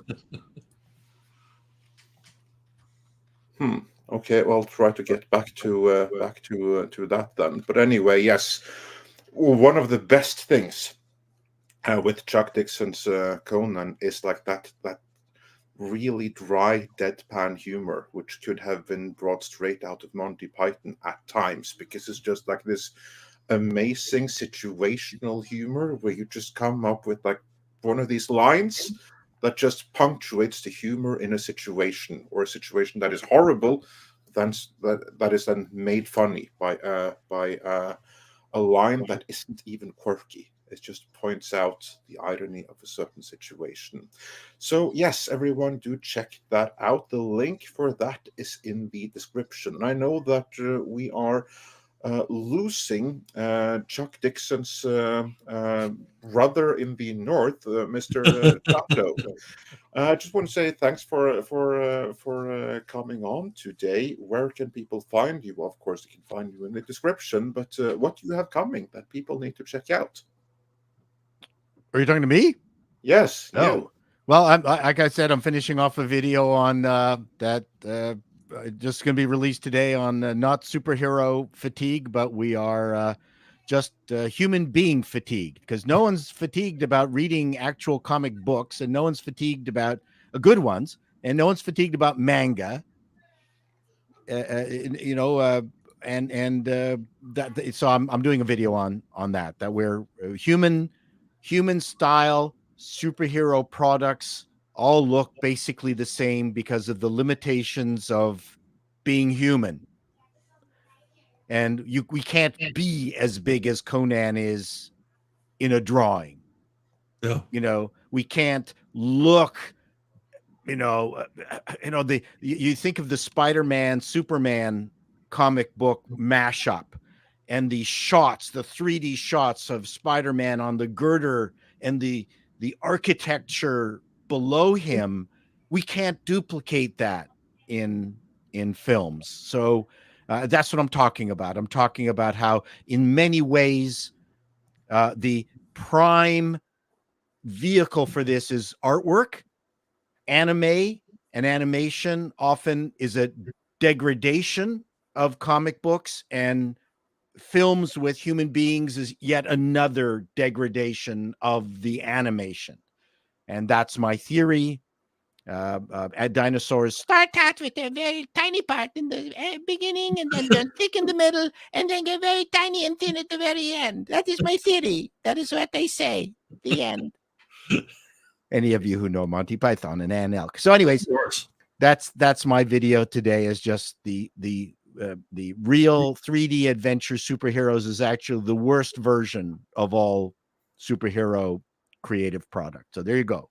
Wow. Stay tuned for that. I like that. Oh, good. Thank you. I get Chuck's approval. I like that. I'm gonna give thumbs up. Okay. Thank you very much. You can catch me at Call Me Chato on YouTube, and I've got to go run an internet company. All right. So, Andre, thank you again for having me, and nice seeing you, Script and Culture, and a pleasure to meet my brother, who is we're only born 2 days apart, which we have to talk to my mom about. Which means that you're probably conceived on the same weekend. Wow. Oh man. This is probably true. So we need to find out what happened approximately like 9 months before that stormy, snowy weekend. So, What Would was have the been spring or motivation summer. that got our parents together? yeah, exactly. There we have a mystery for two writers and creatives to uncover. So, yeah. Truly a pleasure, Chuck. I'm going to be buying your book as soon as I get offline. And Thank you so much. No, bye. All right. But Chuck, of course, outside of Conan, you have more books as well. Now, the links for all of this is in the description, including the Conan book from Arkham. But another one that that we will find in the description there is First Kill. What can you tell us about this one? This one is from Indiegogo. Well, this one's basically the origin of John Rambo. It's a graphic novel. It takes John Rambo, the Sylvester Stallone character that Sly made famous. It takes him from an Arizona teenager to his first tour in Vietnam, and it's a straight up war action film, action story. It's got some fantastic artwork by just a small army of talented artists. And it's completed. It's at the printers. It's ready for fulfillment in April, but it's in demand now, so you can still get it for the time being. Yeah. How did you work with Stallone himself on this one? Because this is one that really intrigues me. Well, he called me years ago when I did an Expendables prequel comic, and he just called to tell me how much he liked the comic and how, because he wrote the screenplay for the Expendables, and how I captured the characters and I captured their individual voices. And then asked me if I wanted to help him with rewrites on Expendables 2, which of course I said yes. Push comes to shove. I couldn't come to an agreement with the studio as far as pay. And normally in Hollywood, that would have been the end of the story. But Sly kept calling me. He got me work with Lionsgate on web content. He got me a job doing the dialogue for the Expendables video game. And then just kept calling me, and we would just talk about stuff. And eventually we did Expendables Go to Hell, also from Splato Comics. And when we were done with that, I think it was Richard at Splato proposed, why don't we do a Rambo book? And I said, well, we got to do Rambo in Vietnam because it's a story we've never seen. And Sly was like, yeah, go for it. Yeah.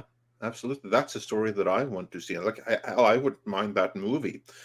Is that something that you have been talking with Sly about as well? What other possibilities there may be in the Rambo character if this thing really takes off?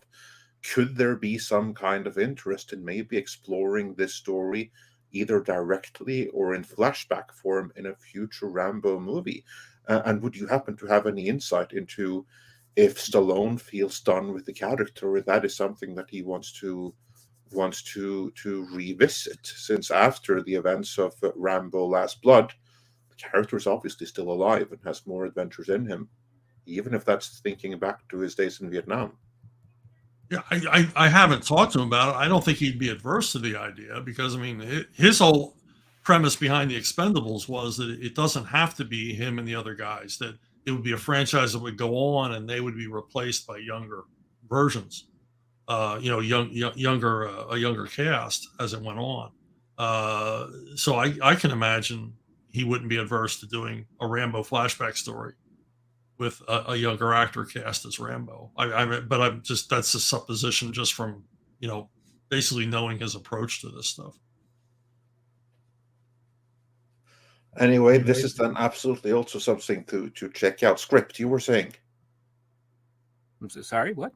Well, I thought you were saying something, but no. Yeah. I think this is a really cool comic, and I like the fact that it's exploring a story we haven't seen, which is cool. I really enjoyed The Expendables Go to Hell, so I'm looking forward to this one. This one's a little more serious, but there are a few laughs. You well, always do that. Levity in Vietnam. No, the question I have is this is his first tour in Vietnam, so would this be like 68, 69 that's taking place? It's like just before Tet is in my head, and a lot of it's based on when I worked on Marvel's The Nam, the comic about Vietnam. I talked to a lot of vets, and they told me a lot of stories I couldn't use in a Comics Code comic, and some of them appear here as part of this story. Wow, great! If you want that in-country, first-person eyewitness account of stuff that you don't read about in books. Yeah, this is absolutely a story that is well worth checking out. I certainly look forward to seeing or to reading this myself, in addition to the Conan book. And then, of course, you have other books as well. From Amazon, people can get Levon's Trade, which is the first book in the series of Levon Cade. Did I pronounce that correctly? Because I've only seen it written. Yeah, Levon Cade. Levon Cade, yeah. There you go. That is something that can be ordered from Amazon. Link for that is also, again, in the description. What can you tell us about that? It's basically when I missed writing the Punisher. It's the only comic character that I still think of stories for without being paid to do so. And I just missed that, I wanted to write stories about the guy sitting in the men's room with a shotgun across his knee. So this is where you would tell that story then. That would be a Levon story. Yeah, Levon's not as psychotically driven as Frank Castle is. The thing he shares in common with Frank Castle is he makes all of his own problems. He's not a detective. So when he goes out to punish wrongdoers, he basically just ends up pissing off an army of other wrongdoers who survived. So in a lot of this series, he's on the run, and currently he's on the run. I'm working on book 12 now. Currently, he is on the run again. And what separates him from Punisher is that he has a family. He has a little girl he cares about, and he has to protect and keep apart from all of this. But I never play her as a girl hostage. I never use her as a cheap suspense gimmick. She's very much a character of her own, very much like her dad. But it's a fun series, and again, it comes back to Sly. Sly has optioned this, and it's been going on for years, but we're in serious talks now. A Levon Cade feature is funded, and it's going to be with a major distributor. So that's amazing. That's pretty cool. And so Sly would be involved with that then? Yeah, he's already written the screenplay. Oh, amazing. During COVID, he wrote like 5 episodes of a TV series. We were going to try to do it as a TV series. Well, that's even better, because there's also the Punisher connection, because very few of you know this, but between the 2004 Punisher with Thomas Jane and the 2008 Punisher with Ray Stevenson, in between that time frame, Lionsgate Films, they were looking at different options, and one of the options that was considered for a while there was to give it to Sylvester Stallone, to let him reboot the Punisher in his image. It obviously never happened, but from what I understand, there were some talks there. He was interested, so maybe some of those ideas got brought back into this project, which is one certainly I will be looking forward to. We also have a reader question here. There are a couple of others, but this one I happened to come across. Christopher R. Denote wonders, I know the movie version of Rambo is very removed adaptation of the novel, But for Chuck, do you take any inspiration from the novel or just the films? So, was it the movies, or did you also read the novel First Blood by, I don't recall the author's name right now, but David Morrell. Yeah, I read the yes, novel. thank you. Yeah, I read the novel. I really enjoyed it. Yeah, some of it comes from that. A lot of it, the characterization for Rambo, as a younger man at the beginning of the story, comes from interviews with Stallone himself, where he talks about Rambo's character and who he thought Rambo was. A lot of that doesn't get dealt with in the novel, but we are going to lean more into the novel as we move forward, because we're going to do a few more of these. And so we'll meet characters that are referred to in both the novel and the first movie. We'll see them in the flesh for the first time, because he mentions guys he served with, and we'll tell their stories and why they meant so much to him. Yeah, very cool. Thanks for that. We also have a couple of other super chats here. So let us get into those, both with questions for Chuck and about other matters here. Just going to find a good starting point. So we try to get the ones for Chuck here. We have a couple of super stickers. Dr. Long Dongler sent us one for £1.99. Thank you so much for that. So did my countryman Stian Monstad for 90 Norwegian krona. Tusen takk. And everyone, please smash that like. Help share the stream. We haven't urged that for a while now, but getting some amazing information and insight here. So yeah, do smash that like. And then the DCV Titan wants Tom to say "clean your room" as Kermit, which he will do in the next installment of Midnight's Edge After Dark. I shall personally see to that.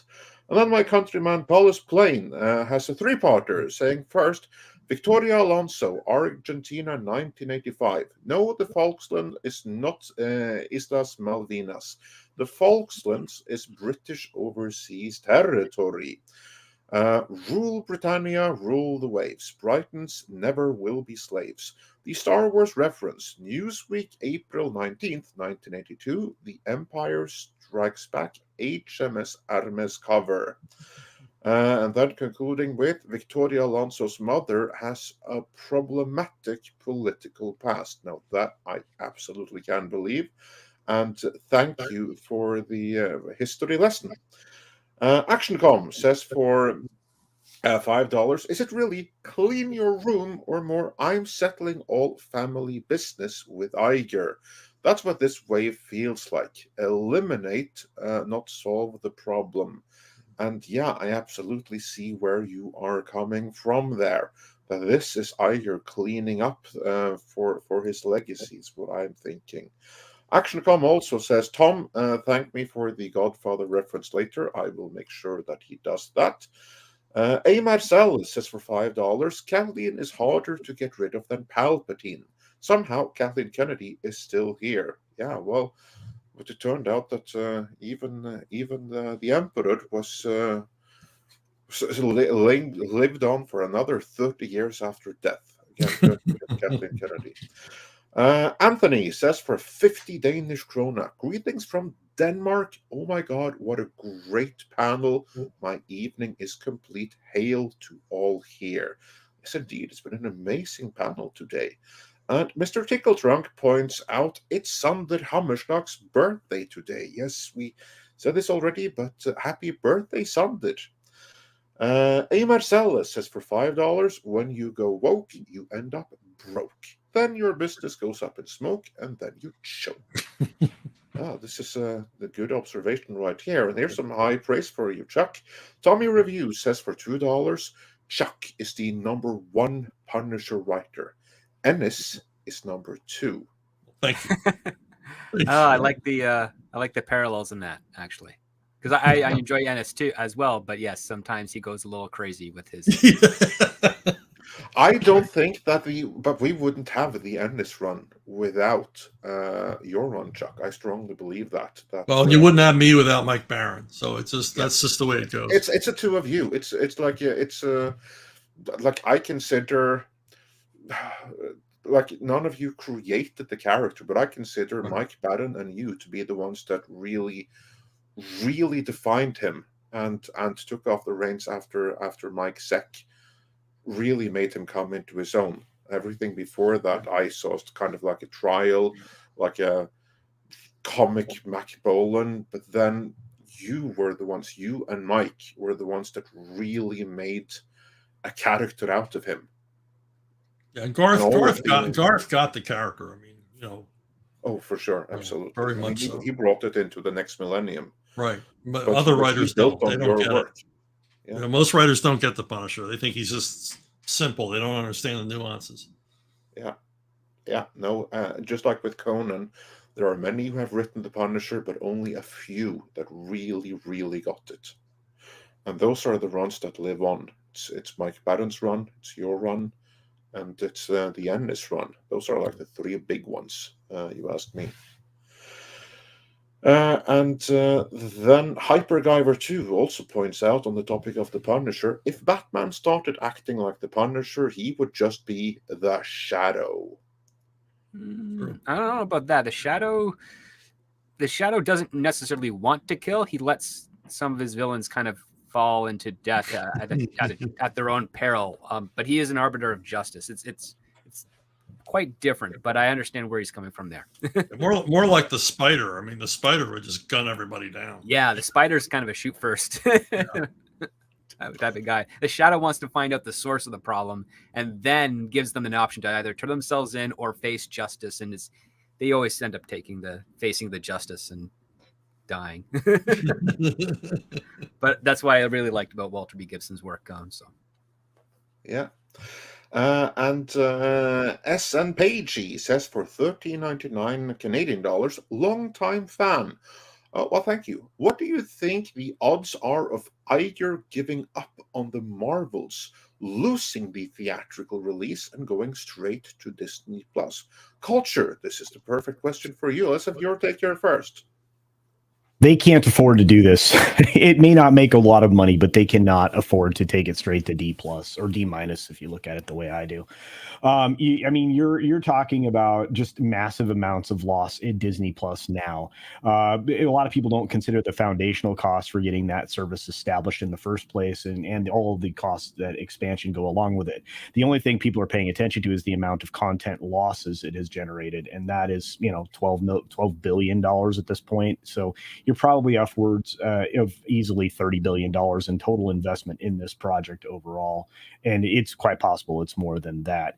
Bringing another element of media to it that is, essentially a giant loss, that would be a huge mistake on that front. So what they'll try to do is get this thing close to a break-even number by going to the box office with it. I can't see any other way around it, unless the film is so bad that it will lose face for Disney overall. And again, all of this is reliant on, for whatever reason, Guardians of the Galaxy 3 being dramatically successful, overwhelmingly successful. If they may be able to hide it at that point, but I doubt it. I think this still goes through a theatrical release, and I think the probability of it getting pushed back once more is probably higher. Script, anything to add to that? No, I think Culture did quite a thorough job. Yeah, I don't have much of anything to add to that. I think you added probably just also have to consider the actor bonuses that will be tied to the box office. I mean, that alone is a reason why they can't put this to Disney Plus. Just look at all the problems there was with Black Widow for that. So that ain't happening. Then we got another super sticker from Darius Münchhausen, so thanks so much. And Perilous Plane sent us another history lesson, or another message here saying, my political opinion, Superman is a New Deal Democrat, fighting the America First anti-Semitic pro-NSDAP. Superman is a Moses allegory. I love you, America. Yeah, many Norwegians do feel that way. And I wouldn't associate Superman with any political party. Like, that's, I think, the one. He's American. Like, that's. Well, I agree with you, but the problem is the modern books have done that. They've politicized Superman. Yeah, and I agree. Because again, he's created by an American and a Canadian, so like you can't really argue that he's got to be one of those two types of political spectrums. He's just an American immigrant, and But If he more has, than that, carry on, Chuck. yeah, if he has any political affiliation or any political identification, he's a populist. yeah. And another thing that I think is really important is that he was also created by Jews. They're in the Moses allegory because he is like, I'm going to struggle with this word. Like, script, you have to help me here, but like this desperate, not desperate, like basically comes from a driven away from the homeland. What's the word I'm looking for? Diaspora. Yes, exactly. Thank you. That is really central to who he is. He comes Very much so. He comes to a new land and he does the absolute best for it. And he adopts, certainly after McCarthyism, truth, justice, and the American way. And as a non-American, right now, the world needs truth, justice, and the American way with what it used to mean. We need a return to that, all of us. Oh yeah, Superman is culturally human and culturally American, even though genetically he is a Kryptonian. But it's that embracement of those values and the fact that, I mean, they are American values, but on the whole, they are Western values. It's what happened on this continent that flourished as a result of it. And again, his actions are, he's the ultimate first responder. And I think that the smartest thing that they did in the movies and in the comics is that Superman's first actions of revealing is he's saving somebody. He's not fighting somebody. He's not destroying a city or anything like that. He's doing something to help. He's showing himself that he's not there to harm. Right. And when you invert that and you show him, punching some other equally strong person in downtown Metropolis and causing a bunch of havoc, people have every right to be terrified of him. But if the first instance that they see of him is that he's catching a respected, like, and those are very rare today, but a respected journalist who's falling from a building and then catches a helicopter at the same time, puts it down, says, I hope you guys are okay. This man needs help and I got to go. They're like, oh, he's not in this for the glory or anything. He just came by to help. And we don't have all these questions for him, but he's all of his subsequent actions have nothing to do with violence. That's how you convey this type of guy. And that's also how you convey the American way, which is like something that's been lost culturally is, one of the things I love whenever I be in the United States, if I'm driving and if my car broke down, someone would come by and give me a hand and we'd have jokes and whatnot. They wouldn't, accost me or say, unless I was in downtown LA, they wouldn't accost me or say anything. They'd be like, hey, let me help you out. I've got a spare tire. I'll help you fix it up. We'll take you to the next way station or a gas station or what have you, service shop, get you all situated up. That's what the American way, even the Canadian way to me has always been, is just offering a friendly hand just because it's the right thing to do. And because, you pay it forward because you might be on the receiving end, need to be on the receiving end of that in the future. Right. And I think that's how Superman is. And he's the ultimate thank you guy. Thank you. Because this one aspect of the character, which I love to explore, is the fact that Jor-El got lucky finding Earth. Yeah. Because it's the only planet where a baby with nobody to watch over him could survive. Oh. And Clark is incredibly lucky that he's been found by the Kents and raised. And if that didn't happen, he'd still be okay. Nothing on that planet would be able to harm him. He would still be able to grow up and whatnot. It's the mere fact that he found this loving family that desperately wanted a child that raised him. And I see it to the point where now that he's an adult, he's like, well, I don't need this planet to keep me alive anymore because I'm able to do that on my own. But I have these powers and I see these tragedies around me. I'm going to at least do something to help because it is my home now. I have a responsibility to it.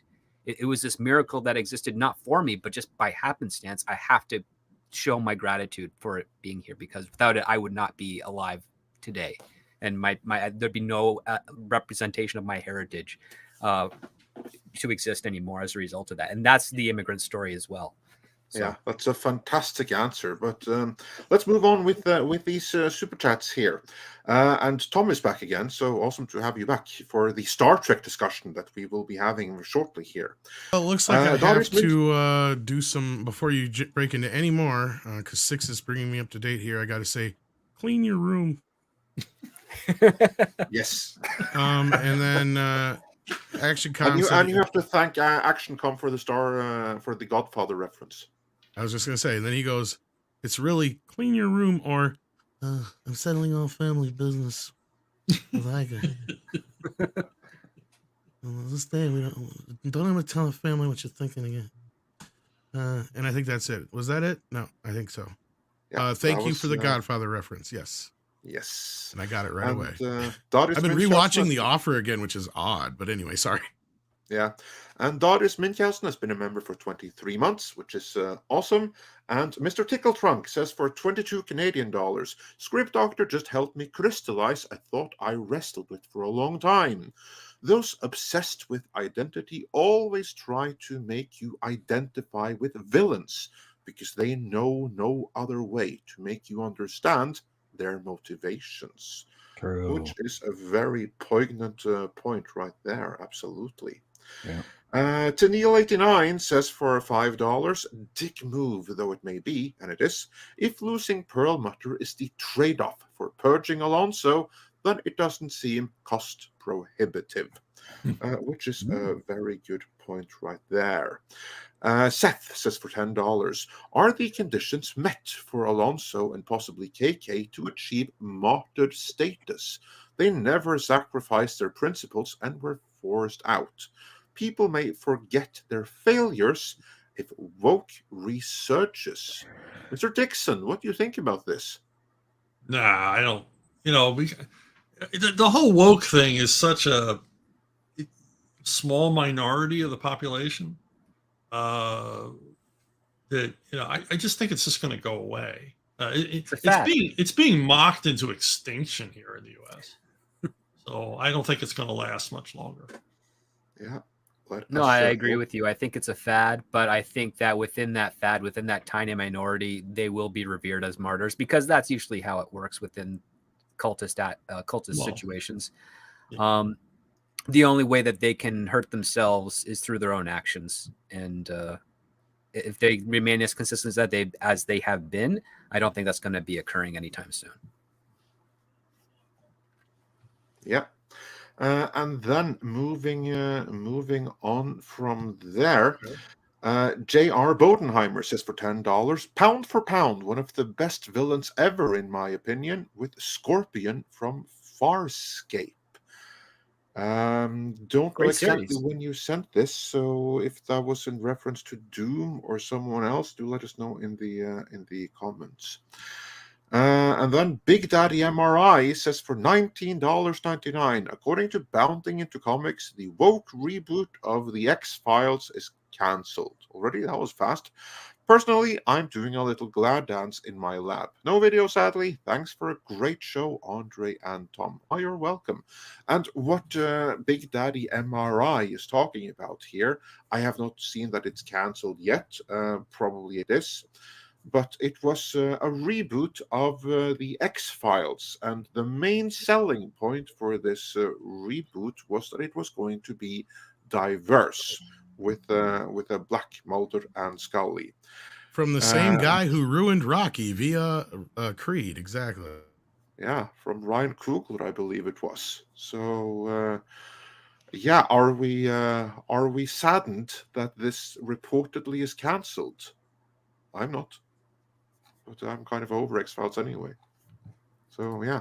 Anyone have any strong feelings on that? I'm just tired of diversity as a standalone virtue. And, right. Why does diversity mean we're adding African Americans to the cast only?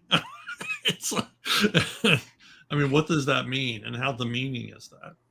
The question is exactly how diverse, because the original show had diversity. So absent the two stars, right.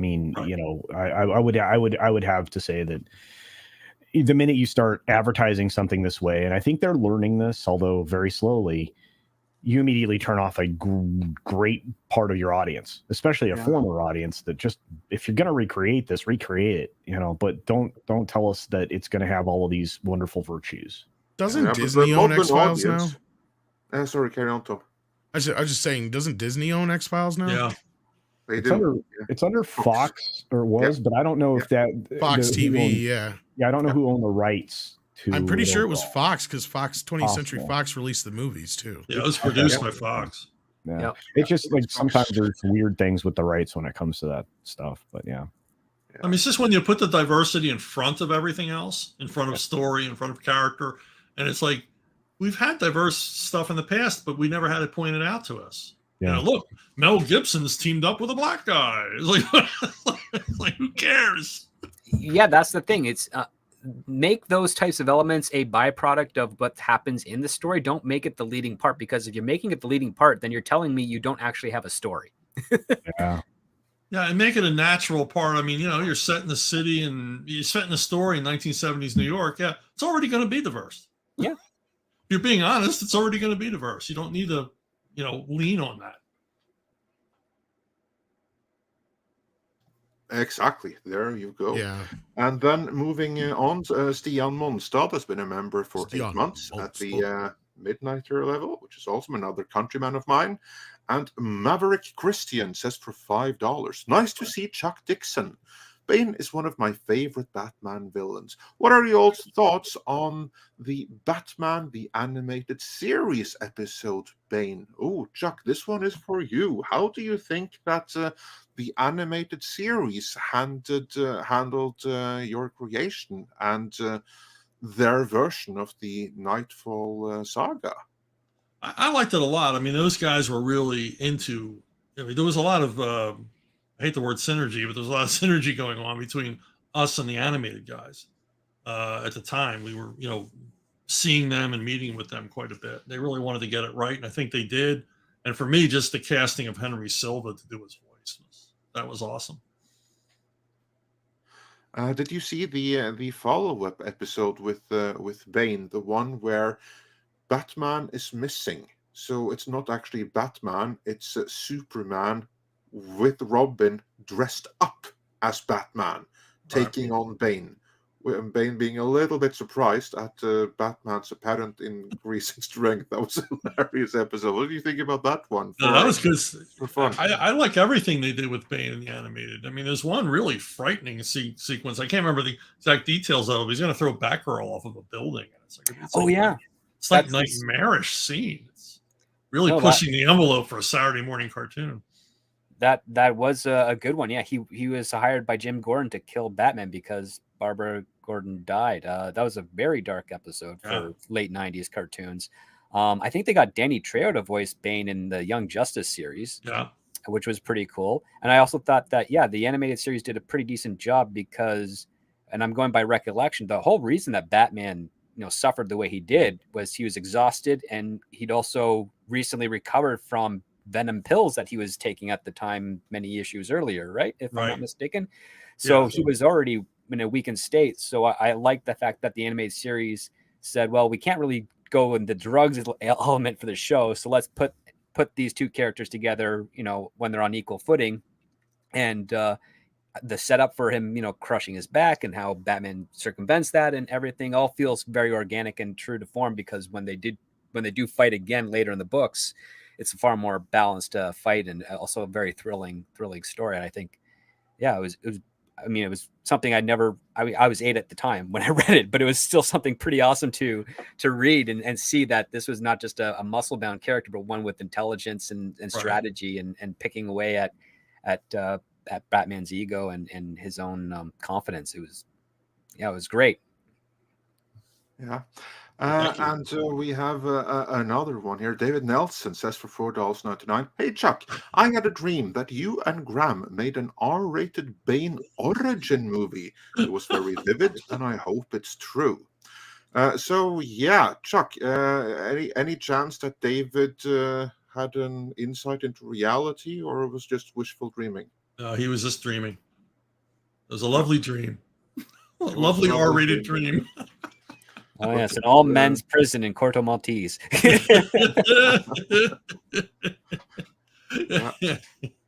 And Michael Hickson says for $20, Punisher on the toilet, then adding a racking back to tell someone to get a different stall. The best idea I've heard all day. Bravo. Yeah, I agree with that one. I have to read that. You have to make that story now. Now when you teased us all. All right. I'll have to do it. And Seth says for $2, Chuck, I love John Buscema. Do you have any anecdotes?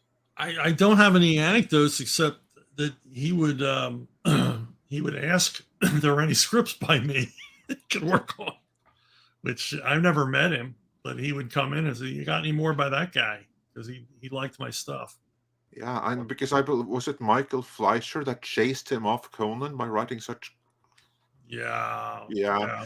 Like I don't want to write and say anything bad, but like as I said before, there were some writers that really got Conan, and Fleischer was not among them.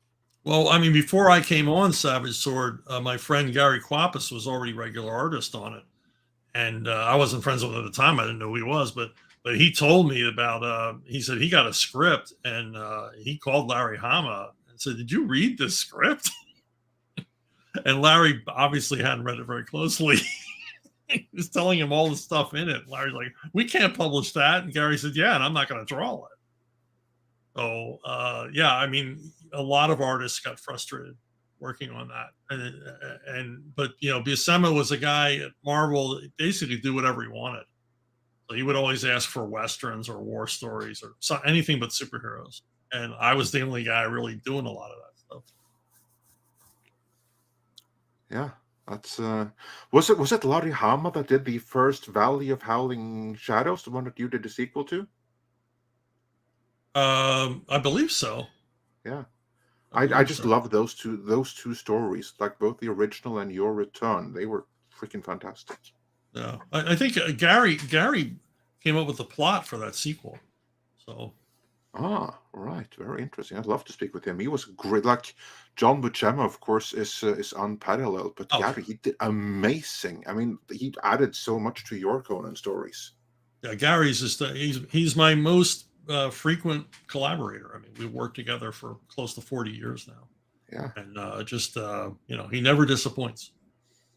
No, indeed. So everyone, if you want to check out some really, really great Conan stories, go and see if you can find the Dark Horse like phone book collections of the Savage Sword of Conan, because there so many of your stories are collected there, like whole volumes filled with stories written by you and with art by Gary, and they're absolutely fantastic, even with anachronisms like the Nemedian Navy, even though Nemedia's land, it's neither here nor there. Austria had a navy. I mean, come on. Well, I do like how the 2011 movie was actually able to solve that by having the Nemedian Navy be a boat ridden around by elephants. That was a neat solution to it. And then we have Michael Strelitz, who says for £2, Mr. Dixon is great repest. Keep it coming. Okay, great guest, I guess. I'm hoping respect, maybe. Yeah, or maybe he's saying I'm a pest. So. I'm guessing so. And then we have Mario Trujillo, who says for $5, would Mr. Dixon ever write a Solomon Kane comic or novel? Would love to read some more Solomon Kane, Mr. Dixon. Yeah, because you wrote some Cull stories as well for Savage Sword. Yeah. But you never wrote any Solomon Kane, as far as I'm aware. That's a possibility. It's always a possibility. Yeah, just have to reach out to Fred Malmberg, because he's the one who has the rights to that, unless there's like another copyright extension or. I don't think so. Everything Howard wrote is in public domain, including Solomon Kane. Yeah, it's just a matter of releasing in the appropriate location. Right. G-Dog says sends a $1.99 super sticker. Thanks so much for that. And then Mihon sent us a Swedish 20 krona, saying, "This is me butchering the Swedish language, but sheet missade början. Hey lol, script when Valheim." Basically, he's annoyed that he missed the beginning. But he has this question right here. So, script, when can we expect Valheim? Yeah, I play that when I'm early for meetings and I have to kill some time before I go into a production meeting. I've been busy for the last few weeks, so I don't know. Maybe I can try and squeeze something in tomorrow. But yes, my YouTube channel has been a little bit in decline on the live streams as of late. But I'm working on some other stuff for the channel and on my Patreon at the moment. In between three film productions, I'm trying to get off the ground. So it's a busy period at the moment. Yeah. And then we'll do one more for Chuck before we get into Star Trek here. Seth says for $10, Chuck, I'm always amazed at writers who can write characters that act irrationally or in a way the author never would. How do you get into the headspace of characters like that? Well, I mean, characters like that are sometimes the hardest to write, because it's like, they're not going to do what I would do. They're not going to do what anybody with any common sense would do. I mean, characters like the Joker. And the greatest advice I got on the Joker was from one of my editors, Scott Peterson. He said that the Joker wakes up every day a different person. And so there you have, there's no continuity to his life. That was helpful in writing the character. Yeah. And Terry Lowe, the Calgary Dreamer, says for $11 Canadian, just logged in on time to see some of the conversation and surprised to see Chuck Dixon. We're not worthy. I thought Andre promised that he'd be dressed as Robin, though. That's why you're the Calgary Dreamer.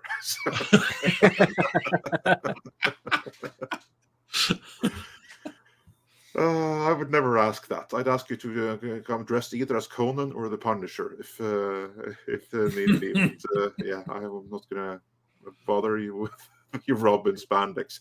And Pinochet's Helicopter Tours, I do love that name, says for $10. Mr. Dixon, Tom Hanks was influential for World War II vets with Private Ryan and Band of Brothers. I'm an Army vet and think our Vietnam vets are often overlooked. Does Stallone interact with those vets? I really don't know. I really don't have an answer for that. Yeah. That's the answer for that. And with that, we are going to go back to the beginning and jump into what many of you have been waiting for, namely Star Trek. And rest in peace, Star Trek. Formerly all the bad things you could imagine about Alex Kurtzman, says for 140 South African rands. I wish nothing but horrible things upon those watching Picard Season 3 legally. So, Surf Sharkers, you're all exempt. This is all your fault. We had an out, and thanks to you, all is screwed. The franchise is screwed permanently. I'm out. Trek so long as New Trek is considered canon. And yes, that brings us neatly to the video that we broke on Monday, where we basically reported the rumors that we had heard that Alex Kurtzman and Secret Hideout have been renewed up until the year 2030 in order to facilitate Terry Matalas being the showrunner, presumably for Star Trek Legacy. Now, again, there were plenty hedges in that video, and I stand by those. We do not know that everything in it was accurate. We were very clear about this, that our sources had heard different things.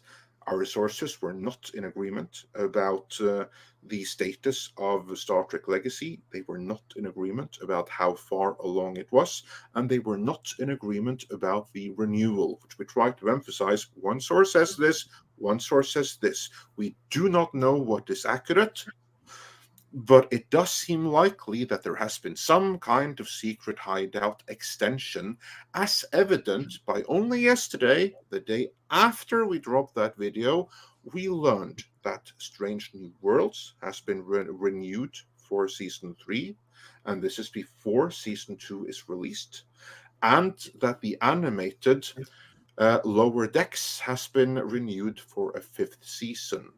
What we have also heard very consistently is that the Secret Hideout contract was about to expire. There was apparently days or weeks left on it.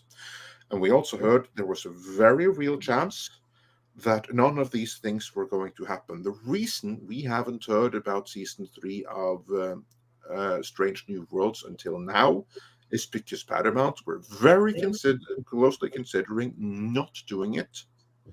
But then it all changed last week, and now it's all happening. And what I have heard since then is that they have internal viewing figures that have not yet come out through Nielsen ratings. But apparently, with episode 5 of Picard, it started really slow, wasn't in the top 10, but then it shot up to the very top of ratings after that, and repeat viewings are also amazing, and that is what swayed their decision. So, what are your thoughts on Strange New Worlds? I do have a short update, basically, and that is that from one of my sources, from what we had heard, is that they had not talked to Terry yet. So there has been no formal talks with Terry. I've heard that from 3 different people, that nobody has talked to Terry about anything. Yeah. Yeah. That's so exactly I have what no I mean. idea on the ratings. I haven't exactly seen Picard trending outside of our circles, so I can't say that it's doing any better than it was the first 2 seasons. If it was doing better than the first 2 seasons, I would think CBS would be, bellowing it from all the rooftops. But at this point, I think we have yet to see what's going to happen. It could be that Kurtzman is pushing for an extension. We got to keep that in mind. Oh, for sure. He's definitely pushing for an extension. Well, we know he is, but I mean, as far as like what information is being put out there, even through our sources. So, yeah. Culture, you have to be leaving. But before you do, any thoughts on all things Star Trek? I'm saddened that Kurtzman got renewed. Whoa! That's not confirmed. We have not had that confirmed. We have support, but we Right. don't have it confirmed. I'm saddened to hear that could be what occurred. I mean, in all theoreticalness, like Strange New World season 3 could be done and out by way before 2026. So, like, that still doesn't mean it's coming out next year. Yeah, exactly. I'm sorry to hear about Upper Decker. I'm sorry. Well, I'm that sorry. you should be sorry about, because everybody should be sorry for that. I'm sorry for a lot of these things, and I'm sorry to the real Trek fans, because, again, my thoughts on what Terry's done is, while remarkable, still is suffering under the weight of all that has gone before recently, and there's no way to escape the giant wound that was created by this particular timeline. But with that being said, it's interesting to watch your favorites in Star Trek melt away in front of your eyes.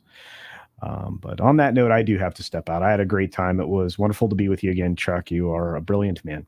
Andre, thank you, sir. Tom, enjoy your donuts. And Script, keep busy, dude. Get us out of this entertainment hole, please. Well, as soon as the check's clear, I'll be able to help that. All right. Have a great day, everybody. See you soon. And RIP Star Trek continues for another 35 South African rounds. Everyone says Matalas can stay, but everyone is repulsed by more secret hideout Trek. And that's absolutely a point of view to sympathize with. Chuck, are you into Trek at all? And have you enjoyed Star Trek of the last, 15 years? No, I sort of ducked out after the second recent movie. I really haven't paid any attention to any of this stuff. Yeah, that was Alex Kurtzman's Dream Child. He's the one we're talking about here. He's the one who decided to make that a 9/11 truther movie. Yeah, and also turn the characters into superheroes. I lost all interest at that point. Yeah, and then Doomed, has a super chat here, which looks like it very easily can be like an audio clip. So I'm gonna improvise a little bit here. Doomed, says Picard season 3 rules, says Doomed, and Doomed, also says eat it, says Doomed, Overlord. Terry Trek. So yeah. I know I can clip that and send that to Overlord and say I said something I didn't. But thanks for the support, Doomed, and you are, of course, entitled to feel that way. And then we just have to wait for more news on Star Trek. As we really try to emphasize in that video, we do not know the accuracy. We have different sources saying different things. Now we hear that Metalis hasn't signed on to anything, and then probably that is accurate. Someone may have signed on to something. Someone may be in talks about something. That doesn't mean that Metalis is. That is the thing when you deal And with, also one thing to note is that Metalis's contract with Secret Hideout ended with Picard season 3. So if he would have to sign a new deal. You'd have to sign a new deal, but he doesn't have to sign it with Secret Hideout. That's the other thing that's of note. Paramount and CBS can offer him something independently without it infringing on any other rights. Unless they want to continue literally from the Picard series and do a spin-off of that, because Secret Hideout has ownership in that. They do have ownership of that. But let's say Terry does what we call here the Nick Locarno effect in Star Trek, which is he brings back the same actors, but they're not playing the same characters, and it's a brand new independent series supposedly called Star Trek Legacy. He can do that if he wanted to. Yeah, that he can do. He just can't have those connections to what they have right here. Yeah, it's kind of a jagged hook right now at this point. It's like to go forward from anywhere from here, you know, I'm not saying they would do a Picard season 4 because Picard's done, but to carry on with the new characters that are being introduced, along with a few of the classic characters in some kind of legacy series, you're right. Because all those new characters are owned by, or partially owned by, Secret Hideout. All the new ones are, which is why they gave Picard a new, whatever you want to call it. Not to spoil anything. Yeah. And just to round out the Star Trek discussion, Lope Hunter says for $4.99, Star Trek, the original series fan since September of '66. New Trek is a sad mess. Any hope Kurtzman can be kept away from show-running Star Trek after extension? So yeah, let's just assume for a moment. Let's just assume for the moment that the reporting, the rumors that we heard and reported on, that they are accurate. The rumor then is that Paramount, they want Metalis, but in order to have Metalis and to have him continue exactly from where was started in Picard season 3, they also have to renew with Kurtzman and Secret Hideout, which means that he theoretically would still have some level of power. Would he be smart enough to just do something else and leave the daily Star Trek operations to Metalis, or would he want to interfere? What do you think, Chuck? Yeah, I don't know, but I am fascinated. Fan since 966. I got to ask Lobe Hunter, did you see Star Trek during its regular programming slot, or did you see it on that special preview night NBC had a few weeks before the show debuted? Anyway, very, very geeky. Deeply nerdy question I have for Lope Hunter, but yeah, I don't know. I don't know any of his politics with Trek. I hate this stuff. You know, I just wish they could get the franchise back on its feet, but I simply don't see it happening. They've screwed it up so much over the past decades. I don't see it ever repairing itself. Script, what say you? Well, there's a couple of possibilities out of this because, again, even though so here's something that's kind of fascinating, right? Because Kurtzman and Secret Hideout can claim ownership of the new characters. However, a lot of the characters that they have used in their series are not characters that they owned, but of technically characters that belong to the original franchise. So a smart executive at CBS who understands the relationship that Kurtzman has had with Star Trek and how it has had a declining value could basically pull the same type of gimmick that Secret Hideout and Bad Robot did on the original characters and do that with the characters that Secret Hideout owns to basically divorce them from that franchise. Because, again, like Secret Hideout doesn't own Jean-Luc Picard, it doesn't own Riker, it doesn't own Worf, Beverly Crusher, etc. It doesn't even own Christopher Pike or Number One, Una, or Uhura, but they've used them all. So the fact of the matter is that you can actually pull a reversal on a contract thing where Terry Metalis could still do a legacy Star Trek show that has no association with Secret Hideout using the same tactics of licensing that Secret Hideout used with regards to those characters. So you could actually keep them separate. That would be the smartest thing that CBS could do, but I don't think they're going to do that. In the event that this goes on to success. Since this is the only success that that Secret Hideout has associated with Star Trek, I can see Kurtzman staying in the background and trying to get his other shows off the ground in the future, because he can always rely on Star Trek to keep his contract with Paramount while he continues to fail with other new shows season after season. You know what I find fascinating? That Script Doctor just used 2 Spock terms in that whole thing there. So you are now officially our Spock, and I think that makes sense. But I'm dressed as McCoy. I don't care. I'm the emotional one here. I'm the McCoy, and Andre's clearly the I thought Audrey would be more of the Spock. He's way more logical. I would think so too, and I was just thinking of this, but you know what? You and I always kind of get into the spats a bit more, so I think well, let's say that I'm Sarek then. Yeah, maybe, I guess. But I am kind of, then I guess I'm still Kirk. God damn. Anyway, no, like I think you're right, and I agree with you. As you just said, Script, there are always possibilities, because yes. As going off of this, we need to talk about the merchandisers and Secret Hideout. Well, as you've noticed from a lot of the merchandise, if you've been out to any stores, toy stores lately, Playmate's deal is firing on all cylinders, and it's all classic Trek stuff. In fact, my local Walmart cannot keep the phaser replica on the shelf. I'm glad I bought one when I did. So I think there's still a demand for classic Trek. I think there's still a way to turn the ship around.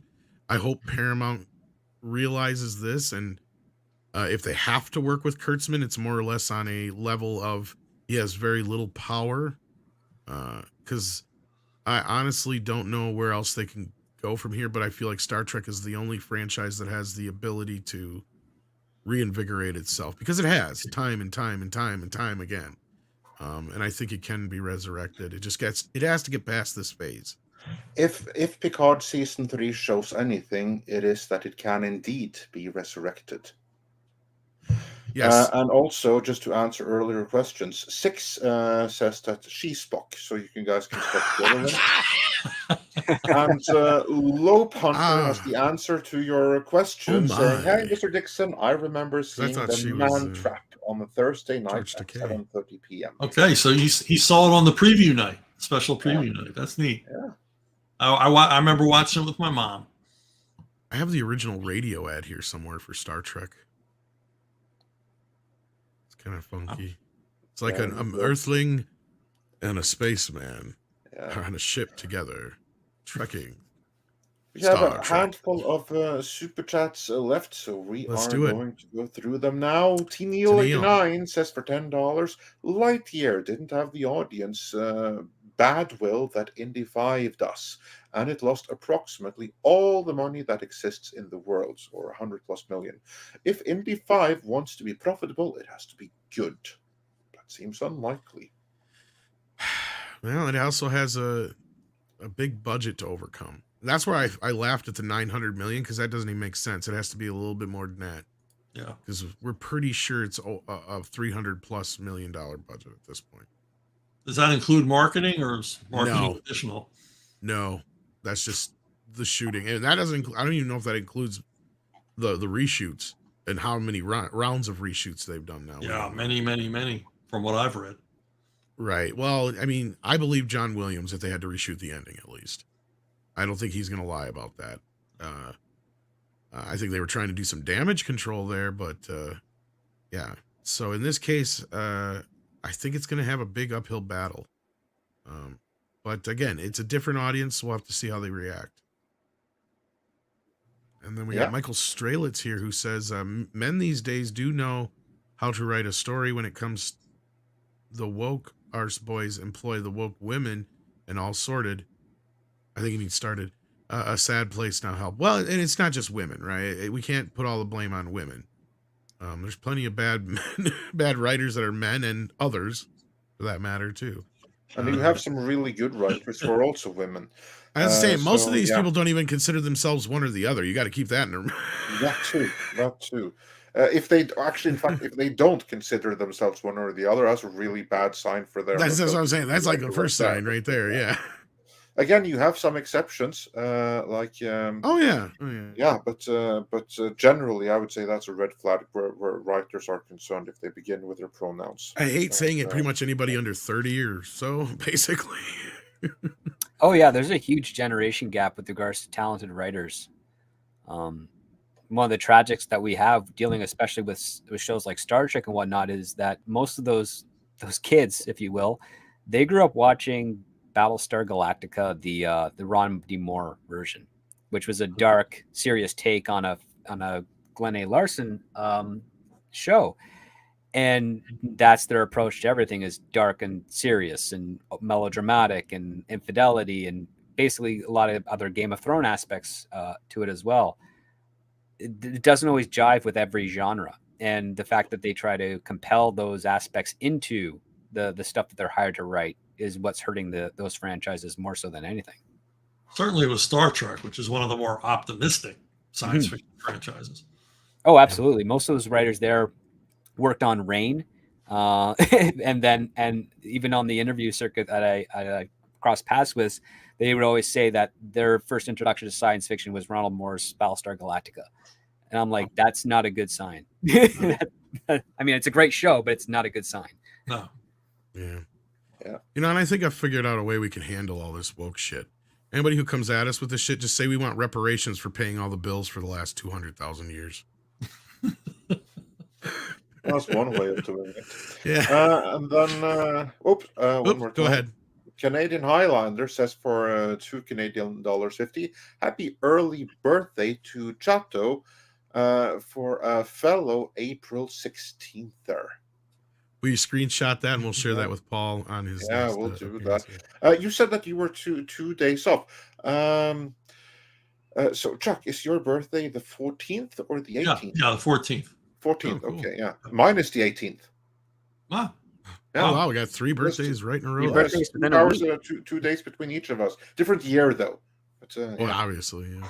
Yes, Andre's parents did not conceive at the same time as Chuck's and Paul's. They conceived of conceiving him maybe at that. No. I think they were busy probably pretty young if they were time. even old, if they were even born yet. But because Andre and I are pretty close in age, yeah. Yeah. Paulus Plain says you're the grand old man. So of the yeah, two I of us. am. Yeah. Paulus Plain sends in 100 Norwegian krona, says Superman's home estate presidential election FDR, Kansas Democrat 1932 electoral, Kansas Democrat 1936 electoral, Kansas Republican 1940 electoral, Kansas Republican 1944 electoral. Yeah, it's good. You were able to catch like the switch in there when the parties seemingly switched values. Seemingly, I stress that. So again, thanks for the history lesson. And then rounding us off here, do I have to do this in the voice? STR Red Wolf says for $10. I hear that Crumb gives us the strength to crush our enemies, see them driven before you, and hear the lamentations of their women. For everything else, there is coffee. Put that cookie down. That is a nice quote right there. And if coffee doesn't fix it, there's always booze. And exactly. Well, and wine. Conan, he's quite fond of his wine. I like wine. There wasn't much water in the Hyborian age, but wine they had aplenty. And with that, we are actually caught up. Yeah, so with that, again, I would like to invite everyone, check out the link in the description, because that is where you will find not only the links to the channels of all of the panelists, and to Script Doctor's Patreon, of course, that you have to check out. But that's also where you'll find the links to all of Chuck's recent books, including the Rambo prequel and his new Conan book that has to be checked out. Before any further greetings, we got another one from Abduello, who says for $10, have you heard about the so-called Restrict Act and what kind of impact it'll have on media? It's supposedly it's just to ban TikTok, but there's more hidden in there with bad implications. Why am I not surprised? I did hear about this, and it worries me because the wording is very, very broad, which is always a problem. Yep. It's Mhm. actually reminds me of a bill that's trying to be passed up here in Canada that's restricting internet privacy to the citizens as well. So it's it's a little disconcerting. Yeah, a lot of it has to do with, like I might get in trouble talking to some foreigners like you guys, and for something I might say or you might say, and that's crazy. It's Big brothery. Huh? It's very big brothery. Oh yeah, yeah. Like blatantly so. It's kind of it's weird. They've kind of adopted the wording of the big tech companies, in that the restrictions are very vague. So anything could fit in those parameters. Yeah. Yeah, exactly. It can be used in any way they want to use it. It's weird. The instant you finish that sentence, Chuck, lightning and thunder just struck in my ear. The Lord works in mysterious ways. And He's saying that's going to be, we're all doomed. Fuck. Yeah, and then I think we may have missed one super chat that I'm looking for behind. Well, I'll get this one here. Mecha J says with $2, Chuck, buy my book. Buy my book. Buy my book. For those who may actually remember that critic reference. Yeah. It stinks. And then Action 12. An Action Com said for $5 in here. I can't get it up on screen, but he said, is it really clean your room or more I'm settling all family business with Iger? We got that one. That's what this wave feels like. Yeah. Eliminate, not solve a problem. Yes, we did get that one. Yeah, I just wasn't sure. But yes, we did get that one. Yes, I got the reference to The Godfather there. We're settling all the family business. Oh, yeah, right. There we go. Well, I'd rather get it. Unless he wants Pacino. Too many. But with that, I would again like to say thanks to everyone who was watching here today. Do smash that like on your way out the door. Mr. Chuck Dixon, as always, it was an absolute pleasure and a blast to have you on again. So thanks for coming on and sharing your insights. This was a great room to be in. I had a lot of fun. Thank you, guys. Fantastic. Script Doctor, anything you want to plug on your way out the door? Yes, I recently received last night another pilot by Taylor Sheridan called Landman, which is going to be starring Billy Bob Thornton. So I'll be reviewing that on my Patreon. I like Billy Bob. And it's based off of the Boomtown podcast by Christian Wallace. So I'm looking forward to reading that and sharing my thoughts with you on this one. And so if you are interested in screenplay reviews of things that are coming out, I have permission to talk about this. So sweet. Subscribe to my Patreon and get my thoughts and reviews and critiques on such things as well. I just dropped my Monkey Business review for my Marx Brothers March little theme I'm doing this year. So go check out that. It's definitely one of the highlights of the earlier Marx Brothers films. Highly recommend it. Cool. And I also, if you are a Patreon subscriber at certain tiers, you do get discounts on my screenwriting consult package. So if you are a writer that needs help, and I offer those services, and I offer them at a very, very affordable rate because my competitors are charging through the nose. So I'm like, let's not do that. But regardless, yes, that's what's going on with me over in that regard. And maybe tomorrow I'll play some Valheim since that. Have you had a chance to look over any of that Nunchuckosaurus script I sent you yet? It's only 506 pages. Well, that's what's been occupying me for the last 2 weeks, Tom. Well, I just want to make sure you're going through it thoroughly. And Chuck, can I interest you in a comic book about a dinosaur who happens to know how to use nunchucks? Wow. I call it Nunchuckosaurus. Wow. Yeah, this is a Tyrannosaurus, the one with the smallest arms, of course. And he must hit himself in the face a lot. The trick of it is at the end of the story, he figures out he needs long chains. Spoilers. It's quite a reveal. Paula's Plane sends in another 100 Norwegian krona to say, FDR, thank you, America. Franklin Delano Roosevelt, yes. Mr. Tickle Trunk says, Chuck Dixon, fantastic guest, fantastic talent. I agree. I'm so glad we were able to work it out and have him back on here again. It's been amazing to talk to him and pick his brain about all the comic book stuff and everything else that's going on in the world. And we have a true legend here. We like to take the time to do that. And we also have another one from Paulus Plain who says, E.K. Trent Paulus Plain Woodrow Wilson. No. Okay, you're going to have to translate, Andre. No, but thank you, Paulus, and thanks for listening again. So, Yes, everybody should say no to Woodrow Wilson. Yes, please, no. Is that what that means? For now. For now? Okay. Yeah. Starring Chuck Norris, if he's available. So Chuck Norris, Chuckosaurus? Well, we need some Chuck Norris brand nunchucks here to go along with it, right? Yeah. Who do you think is going to teach Chuckosaurus how to properly chuck? Wow. Chuck Norris.